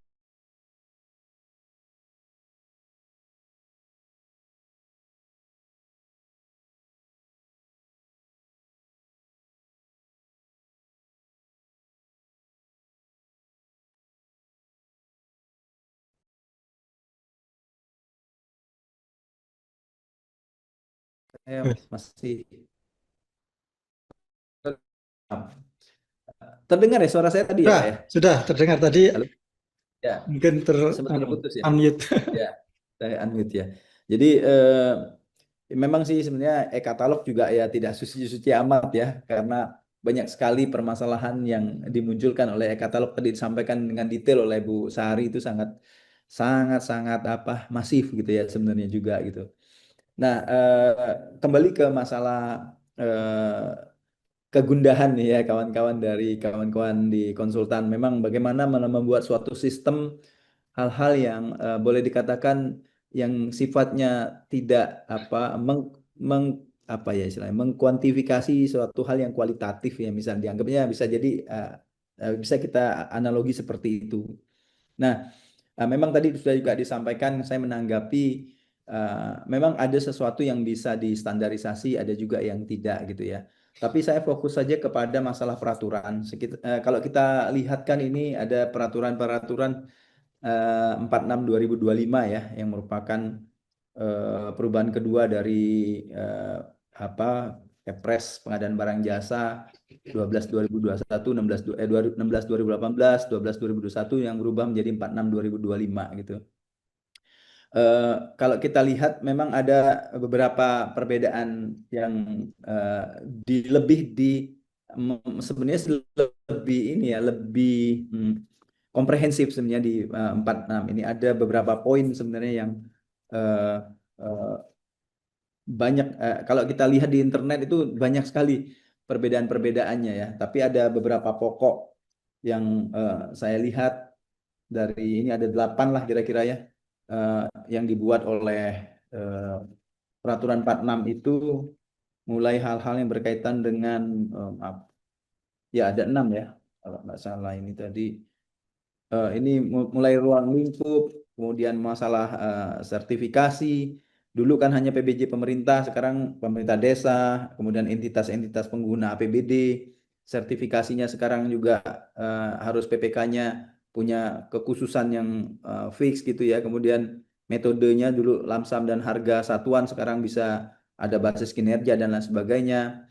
Kemudian penekanan pada tidak hanya masalah TKDN, tapi juga harus penggunaan produk-produk UMKM. Nah, kemudian kalau kita singgung lagi ada juga penunjukan langsung situasi darurat dan penggunaan produk-produk yang ramah lingkungan ya, serta sanksi digital. Tapi nomor 5 yang agak berkaitan dengan pembahasan kita hari ini, yaitu tentang digitalisasi dan inovasi. Pada dasarnya kan seperti yang disampaikan oleh Bu Sari, sebenarnya digitalisasi ini kan dalam rangka sebenarnya untuk mencapai tujuan menutup ruang-ruang gelap tadi istilahnya gitu ya. Nah, sebenarnya tidak harus digitalisasi, tapi digitalisasi merupakan salah satu kan, seperti itu. Nah, kalau kita lihat lagi di detail lagi di pasal 50, yang Undang-Undang Pengadaan Barang Jasa Kepres yang lalu itu di pasal 50 itu hanya dia memang menyebutkan kewajiban e-purchasing jika tersedia katalog elektronik kan, kemudian seperti itu ya. Kemudian di apa pengadaan barang jasa Kepres pengadaan barang jasa yang 46 2025 itu ditambahkan disisipkan 3 ayat lah ya, kira-kira 5A, 5B, 5C gitu. Intinya di sini disebutkan memperjelas sih sebenarnya bahwa kalau ada menggunakan e-purchasing, kalaupun tidak ada pengecualian kan di situ disebutkan e-purchasing ini ada penilaian-penilaian yang harus dibuat oleh PPK dan diatur lebih lanjut oleh LKPP. Nah, jadi sebenarnya ini ini sebenarnya momentum yang sangat baik. Tadi saya sudah mendengar di awal ada beberapa solusi yang akan dilakukan oleh kawan-kawan di DPP ya, dan mungkin juga diperkuat oleh kawan-kawan DPD akan berkunjung ke LKPP ya. Kalau nggak salah deputinya masih Pak Setia ya Pak Bu ya, Bu Sari ya. Untuk deputi LKPP. hukum iya, deputi hukum Pak Setia. Setia ya.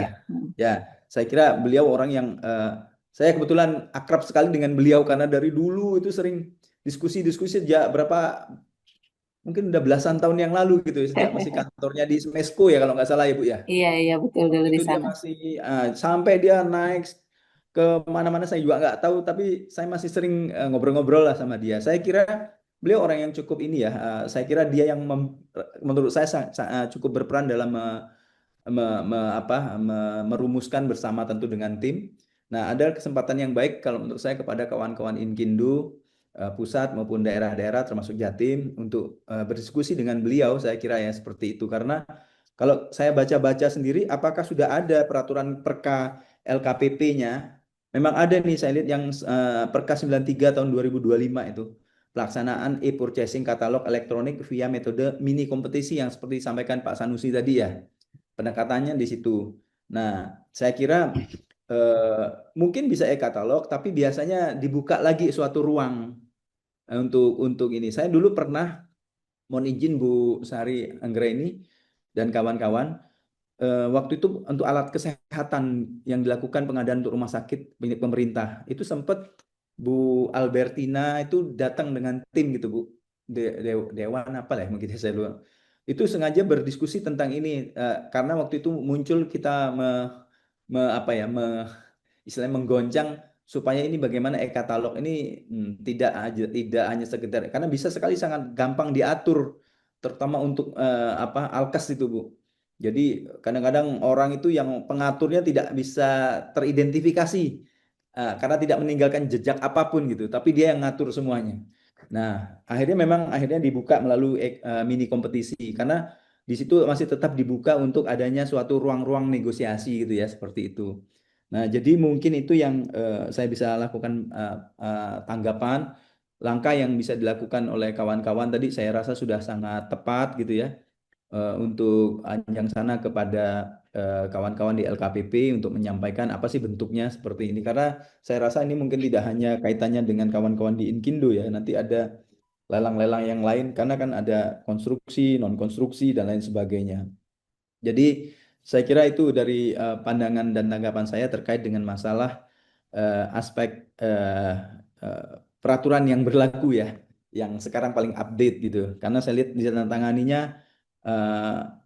ini tanggal 30 April yang lalu ya oleh Presiden Prabowo tentang, dan sifatnya sebenarnya ada banyak-banyak bahasa-bahasa yang tanda kutip bisa jadi celah oleh kawan-kawan ketika memang mana yang tidak bisa distandarisasi atau mana yang bisa distandarisasi. Nah, di situ mungkin celah bagi kita, dan ini ada kata-kata yang memadai untuk itu ya. Jadi kewajiban e-purchasing jika tersedia di katalog elektronik, kemudian pengecualiannya berdasarkan pemikiran ataupun penilaian dari PPK dan diatur lebih lanjut oleh LKPP. Nah, ini saya pikir menjadi suatu hal yang celah yang sangat baik. Ini masih ada istilahnya bukan sesuatu hal yang tertutup gitu ya. Jadi kekhawatiran kawan-kawan bisa dimaklumi, tapi saya kira masih ada cara untuk berjuang dalam rangka bagaimana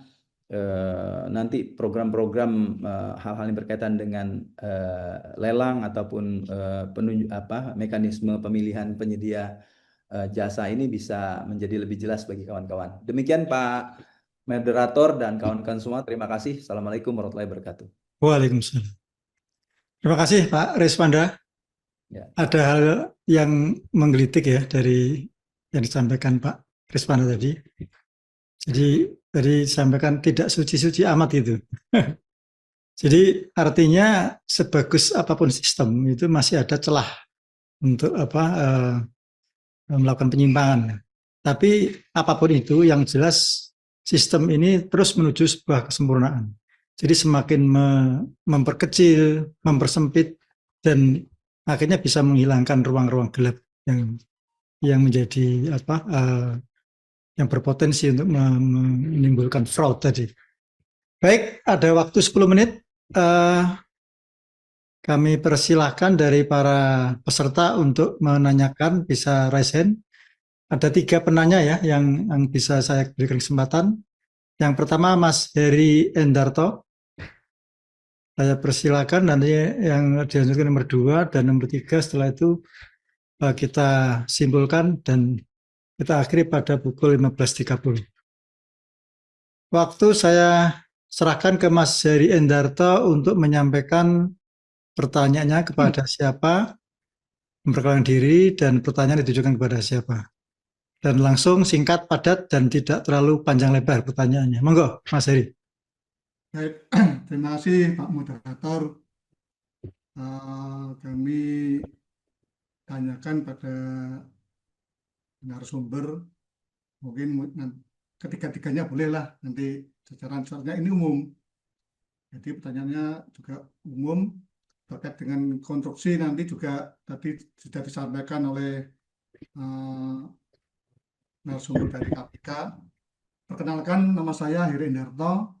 Saya dari Bank Inkindo, Badan Advokasi Mediasi Inkindo. Pertama, saya secara umum nih ya, e-katalog ini pada dasarnya memang diatur di dalam Perpres Induk, yaitu Perpres 16 2018, dan mengalami perubahan kedua Perpres 46 tahun 2025. Tapi Perpres yang baru ini LKPP-nya belum keluar terkait dengan petunjuk teknis e-katalog, tapi diatur di dalam surat keputusan. Nah, ini sangat lemah. Surat keputusan ini bukan perangkat peraturan perundang-undangan yang dimaksud pasal Undang-Undang Nomor 12 tahun 2011 ya. Itu kan surat keputusan itu sifatnya individual dan ditujukan final, dan individual ditujukan kepada personal. Personal siapa yang dituju oleh surat keputusan itu. Jadi ini sangat lemah juga.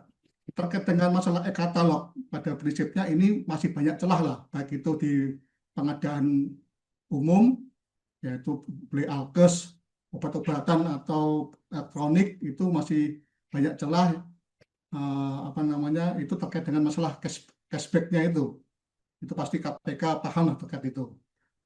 Lebih khusus lagi terkait dengan pekerjaan konstruksi yang masih proses di lapangan, dan ini yang lagi dibahas adalah pekerjaan jasa konsultansi yang mau di-katalogkan.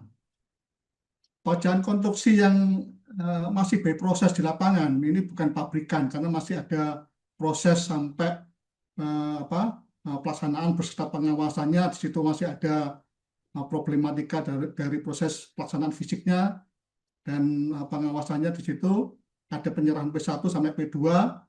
Nah, itu kalau apalagi pekerjaan itu sangat kompleks, ini kalau dikatalogkan pendapat saya kurang tepat. Ini harus menjadi dicarikan rumusan-rumusan yang bagaimana bisa bisa mencegah fraud dan persekongkolan atau permufakatan jahat di situ. Karena terus terang di daerah kami ya, itu di Jawa Timur, saya tidak diberikan salah satu daerah, tapi di Jawa Timur. Ini pekerjaan konstruksi ini pun di katalog. Ini saya terindikasi kuat itu ada persekongkolan, ada fraud, ada permukaan jahat. Di situ pasti ada follow the money-nya dengan cara melawan hukum. Pada akhirnya pekerjaan itu rusak gitu loh. Ini pekerjaan jabatan sampai runtuh gitu, sampai bukan runtuh ya, sayapnya bermasalah. Ini nanti cek aja, nanti di berita itu ada itu. Singkat, Terkait dengan jasa konsultansi. Ini saya juga kurang sepakat dengan ini kan brandware ini. Kalau diperdagangkan itu sangat ini ya, sangat apa ya, ini kurang pas lah kan gitu. Karena di situ juga bahwa jasa konsultansi ini ada apa namanya itu, ada beberapa yang sebetulnya tidak bisa dikatalogkan. Misalkan contoh dari perencanaan yang butuh tenaga ahli yang ini, keluaran produknya yang kadang-kadang objeknya keluarannya itu berbeda, sehingga untuk distandarkan itu mungkin rumusannya itu harus tepat, dan itu harus dapat mencegah dari fraud dan persekongkolan. Menurut pendapat saya sebetulnya untuk jasa konsultansi itu sementara jangan dikatalogkan lah kan gitu. Langsung pada poinnya, Mas Heri. Ya, pada dasarnya ini bukan pertanyaan ya, sebenarnya ini masukan aja bahwa katalog kerjaan konstruksi termasuk juga kerjaan jasa konsultansi ini belum saatnya tepat untuk dikatalogkan karena ini masih rawan terkait dengan tindak pidana korupsi. Sementara itu Pak Moderator, terima kasih Pak Moderator. Terima kasih Pak Eri dari Nganjuk. Kesempatan kedua saya berikan kepada Mas Kukuh dari Sunkons.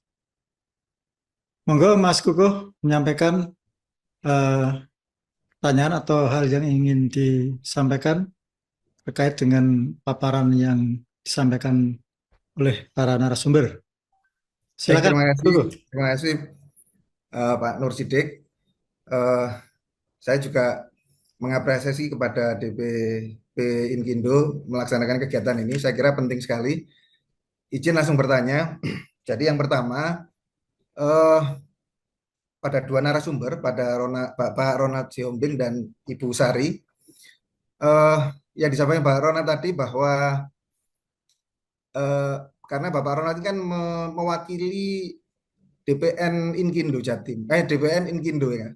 Saya melihat bahwa Bapak tadi menyampaikan dalam sistem e-katalog ini masih belum mempunyai sebuah gagasan atau apa ya, sehingga nanti e-katalog ini seperti apa yang kita citakan bersama atau seperti apa yang disampaikan oleh Bu Sari tadi dari KPK, bahwa tujuannya adalah kompetisi yang sehat. Nah, kami jadi mohon izin Bu Sari, Bu Reswanda, Pak Ronald, Pak Sanusi, Bapak ini kami tokohkan, kami berharap diberikan semangat. Kami ini pelaku usaha. Kami ketahui di LPSE saat ini seperti itu, kemudian ada e-katalog, mohon kami diberikan rasa optimis bahwa dengan ada sistem e-katalog ini, apa yang menjadi cita-cita luhur itu memang bisa terpenuhi dengan lebih baik.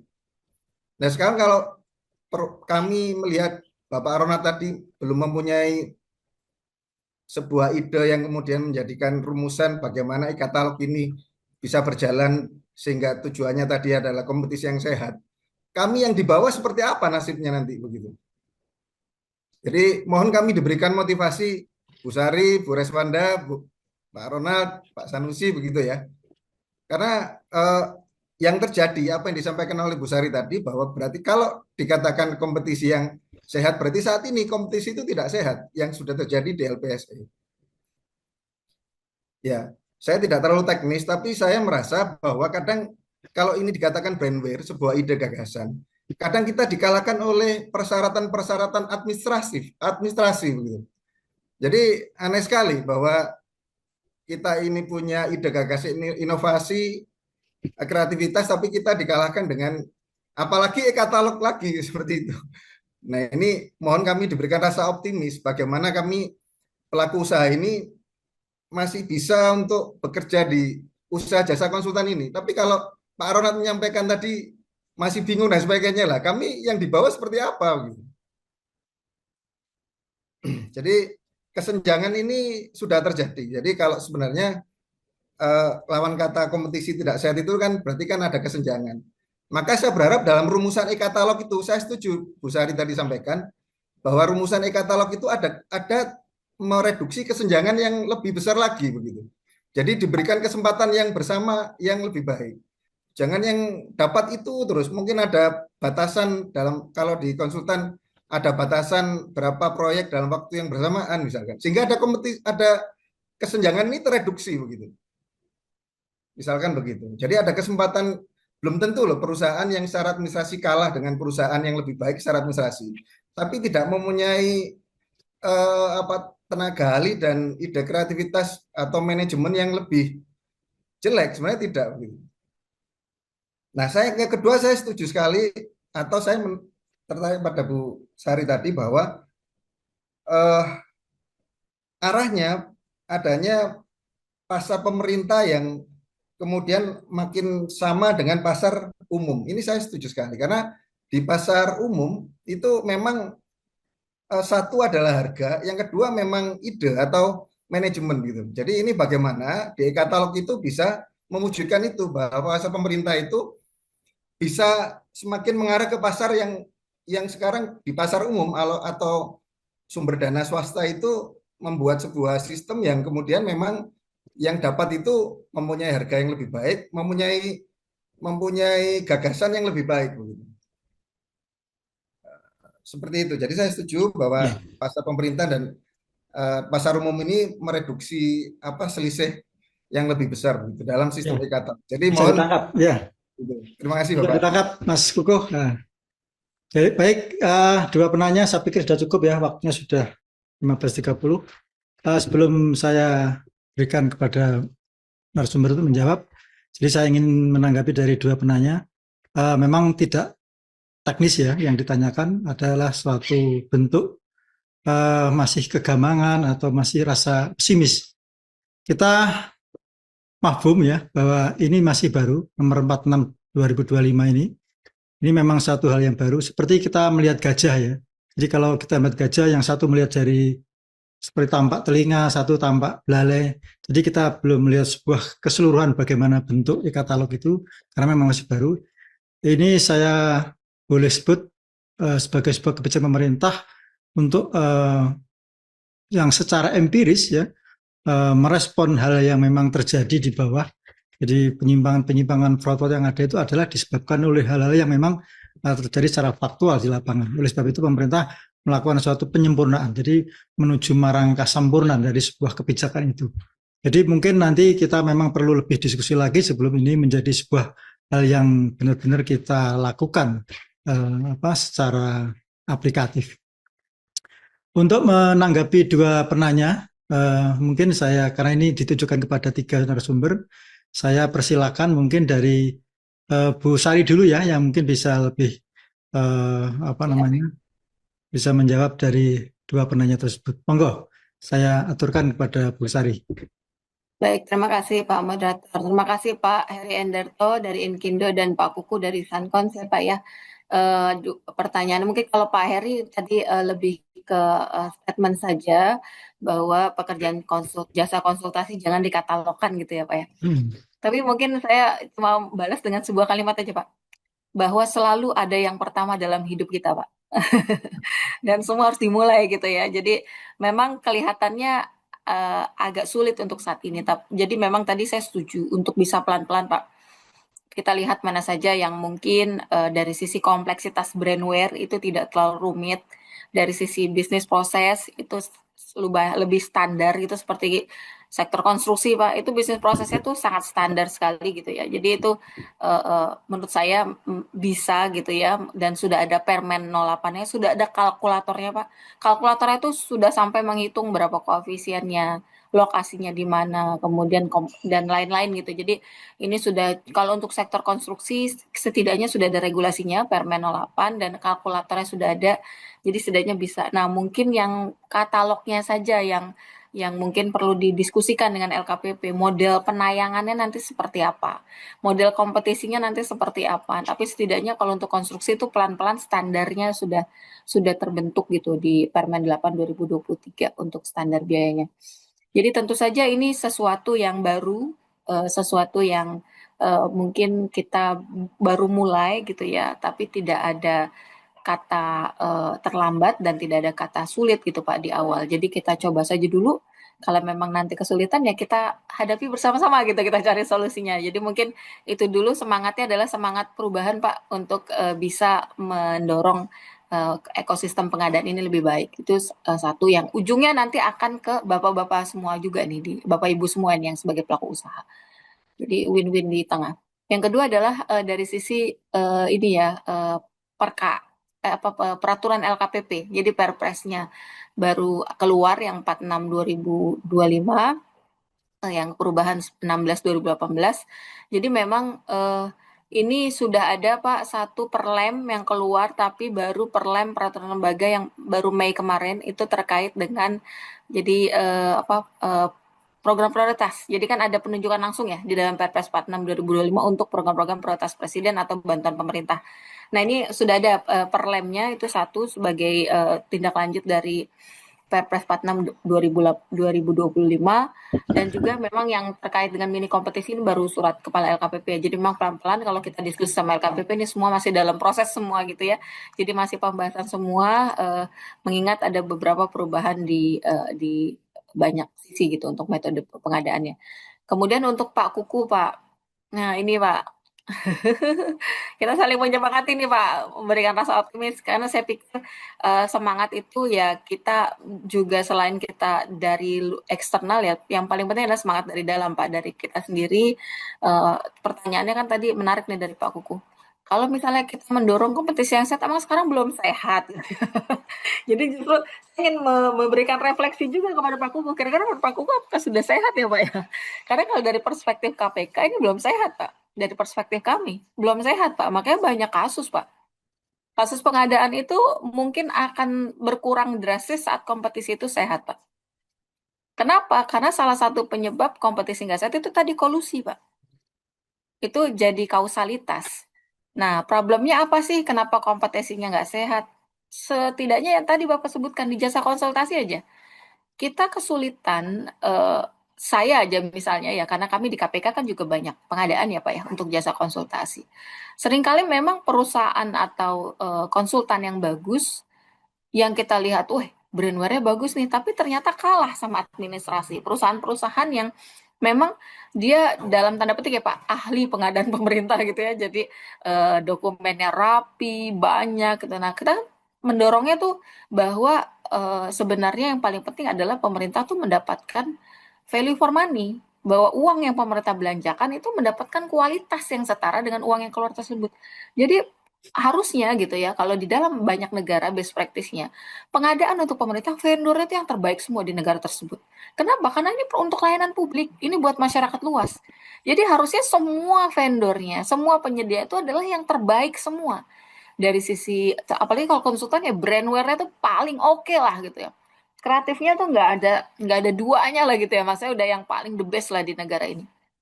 Tapi apakah pemerintah sudah mendapatkan itu? Belum, Pak. Kadang-kadang kalau jasa konstruksi aja, kok gedungnya pemerintah tuh kayaknya lebih jelek ya daripada gedung-gedung swasta gitu. Jangan-jangan harganya mirip-mirip gitu ya. Nah ini beberapa yang kalau kami Pak, kami masih terus mendorong. Tapi kami nggak pesimis Pak. Kalau kami pesimis Pak, udah nggak ada orang Pak di KPK. Capek tutup aja kantornya, nggak beres-beres korupsinya gitu ya.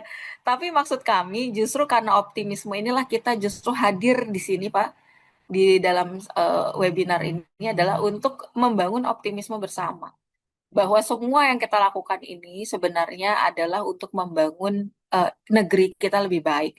Dari pelaku usaha itu menjadi aktor yang paling penting untuk bisa bersama-sama dengan pemerintah bagaimana kemudian membangun negeri ini. Dan itu paling strategis Pak. Pelaku usahanya kalau dia melek Pak dari sisi ekonomi ya, supply and demand nggak terjadi korupsi. Kalau supply and demand-nya itu nggak ketemu. Nah kalau ini kan karena ketemu terus nih, jadi korupsinya ada nih. ada permintaan, ada penawaran gitu ya. Jadi korupsinya terjadi terus. Tapi kita mulai dari kecil Pak, setidaknya dari diri kita Pak. Setidaknya dari perusahaan Bapak. Kalau saja perusahaan Bapak atau asosiasi Bapak itu menolak Pak, itu bisa nularin se-Jawa Timur Pak. Kalau misalnya ada yang aneh-aneh gitu Pak, pengadaan yang aneh-aneh, permintaan aneh-aneh dari oknum ya Pak, oknum pejabat publik, nolak Pak, itu nular ke yang lain Pak. Oh bisa ya, seperti itu ya, ternyata nolak ya, bisa ya perusahaan itu nolak gitu, perusahaan itu bisa stabil gitu kan, dengan tidak terjerat arus gitu ya.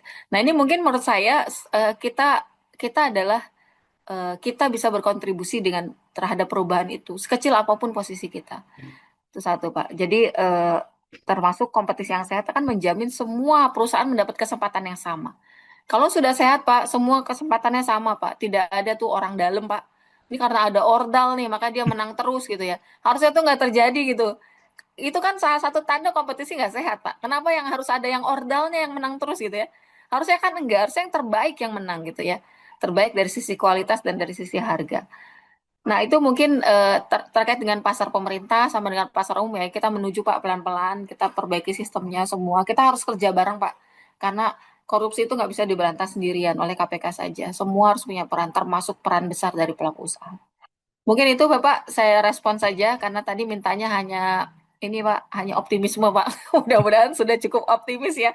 Jangan sampai kebalik nih, jajan malah tambah pesimis. Mudah-mudahan tambah optimis, kita bertemu di sini, justru Bapak hadir di sini, kalau kita semua hadir di sini, supaya kita pasti punya semangat yang sama untuk membangun negeri ini lebih baik. Setidaknya dimulai dari jasa konsultasi. Terima kasih Pak Moderator, saya kembalikan. Terima kasih Bu Sari. Semangat Pak Bisa Kuku. Anda menambah, monggo. Enggak, semangat Pak Kuku. Kawan lama saya ini Pak Kuku ini. Pak Risvanda nggak menambahkan? Sudah cukup Pak. Saya Cukup kira ya.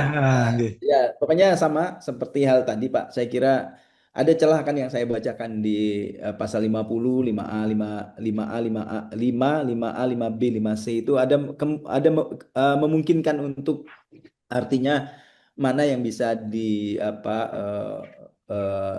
mungkin dikatalogkan atau distandarisasikan, mana juga yang mungkin tidak. Karena saya yakin memang tidak bisa semuanya karena ini kan merupakan buah pikir yang agak sedikit ini ya, karena seperti karya seni kan sebenarnya ini sebenarnya kalau rancangan ini sebenarnya gitu ya. Tapi ada juga memang rancangan standar. Nah, maka tergantung dari bentuk pekerjaan. Maka kan di situ ada disebutkan di pasal 5A atau 5B itu berdasarkan penilaian PPK atau melalui petunjuk pelaksanaan yang diterbitkan oleh LKPP nantinya. Maka saya kira bagaimana kawan-kawan nanti Inkindo kan nanti sudah mewakili semua ya, saya pikir jadi merupakan momen yang baik untuk bersilaturahmi dengan teman-teman di LKPP. Demikian Pak. Oke, terima kasih. Mungkin untuk menutup acara ini perlu saya sampaikan sebuah closing statement ya. Jadi sebuah sistem ya, platform, sistem apapun itu yang dibuat adalah memang dengan tujuan untuk memperbaiki sebuah keadaan. Keadaan yang kita hadapi sekarang adalah bagaimana korupsi itu masih saja terjadi. Dan itu yang menjadikan negara kita jauh dari keadilan dan kesejahteraan. Dengan adanya sistem yang kita buat semakin hari semakin kita perbaiki, maka suatu saat nanti korupsi ini akan nyah dari bumi Indonesia sehingga terwujudlah kesejahteraan dan keadilan di negeri tercinta ini. Semua infrastruktur, bangunan gedung, saluran, jalan, jembatan, semua akan menjadi sebuah bangunan yang berkualitas tinggi. Karena dibeli dengan pemerintah dengan pilihan yang terbaik, bukan melalui sebuah kolusi. Demikian. Pak Sidi. Terima kasih. Pak Ronald, mungkin bisa menutup ya. Ya, sedikit Pak Sidi, karena tadi Pak Kuku ada sedikit menyampaikan sesuatu kepada kita Inkindo, supaya nggak salah juga persepsinya gini ya. Yang pertama kita pahami betul e-katalog itu sudah termaktub di dalam aturan Perpres. Tapi sampai saat ini aturan-aturan turunannya itu belum ada. Dan LKPP sendiri pun sampai saat ini belum buat. Jadi saya membayangkan hari ini kita bicara roti, kita buat toko rotinya, sudah ada labelnya, tapi mesin pembuat rotinya itu belum ada. Sehingga roti itu hanya kita bicarakan gitu loh. Nah, Jadi itu yang pertama, maka bukan pesimis, kita tetap optimis. Bagaimana sesuatu yang baru, ini kan e-katalog di dalam konsultan jasa konsultan, ini kan barang baru ini. Nah, barang yang lama saja belum selesai persoalannya, saya meminjam tadi kata Ibu Sari, pengadaan aja belum sehat, kita mau masuk kepada barang baru yang namanya e-katalog di jasa konsultan. Nah, bagaimana kita memeramu ini? Sebenarnya semangatnya di situ, bukan pesimis, tidak. Karena kita bergerak terus di DPN, hanya bagaimana supaya juga tidak menabrak nilai-nilai kekonsultanan itu di mana brandware menjadi alat ukur. Sehingga nanti tidak menciptakan yang namanya persaingan tidak sehat. Ini sangat penting, karena apa? Value for money itu is important. Bagaimana tepat kualitas, tepat waktu, tepat biaya, tepat ADM. Sehingga melalui sistem yang baru nanti itu, dengan e-katalog konsultan, kita berharap konsultan itu tidak lagi dikesankan menyuap. Gitu loh, karena selama ini kita dituduh dalam tanda kutip menyuap. Padahal prakteknya kita itu diperas. Ini juga membuat kelemahan bagi kita. Jadi ini perlu juga kita sikapi dengan e-katalog. Saya tidak melemahkan, tapi bagaimana kita betul-betul kaji e-katalog di konsultan ini, sehingga itu bisa dipraktekkan dengan bagus dan memotong yang namanya bagian-bagian yang tidak sehat, yang gelap-gelap tadi. Kira-kira gitu Pak Sidi, supaya Pak Kuku semangat ini. Terima kasih. Luar biasa. Ya. Terima kasih Pak Ronald. Jadi demikian sudah diluruskan ya. Tadi Mas Kuku kayaknya tadi mungkin ada miss ya. Tapi yang disampaikan Pak Ronald barusan itu merupakan sebuah koreksi yang memang harus dipahami, bahwa kita tidak pernah pesimis, tapi kita selalu optimis untuk melakukan e-katalog ini. Baik, Bapak Ibu sekalian yang saya hormati, yang saya cintai. Mungkin sampai di sini ya acara kita yang sangat berkesan dan menarik, dan mungkin penuh dengan makna dan juga penuh harapan ya.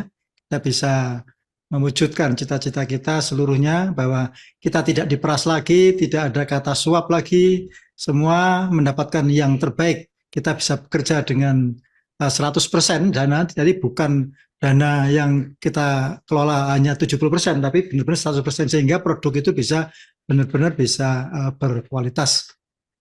Demikian, terima kasih saya sampaikan kepada Bu Sari Anggraini dari Stranas KPK, dari Pak Reswanda dari KAD Jawa Timur, Pak Ronald Sihombing dari DPN, dan teman-teman semua, seluruh peserta webinar pada siang hari ini. Saya ucapkan terima kasih atas kehadirannya. Sampai jumpa di acara webinar berikutnya.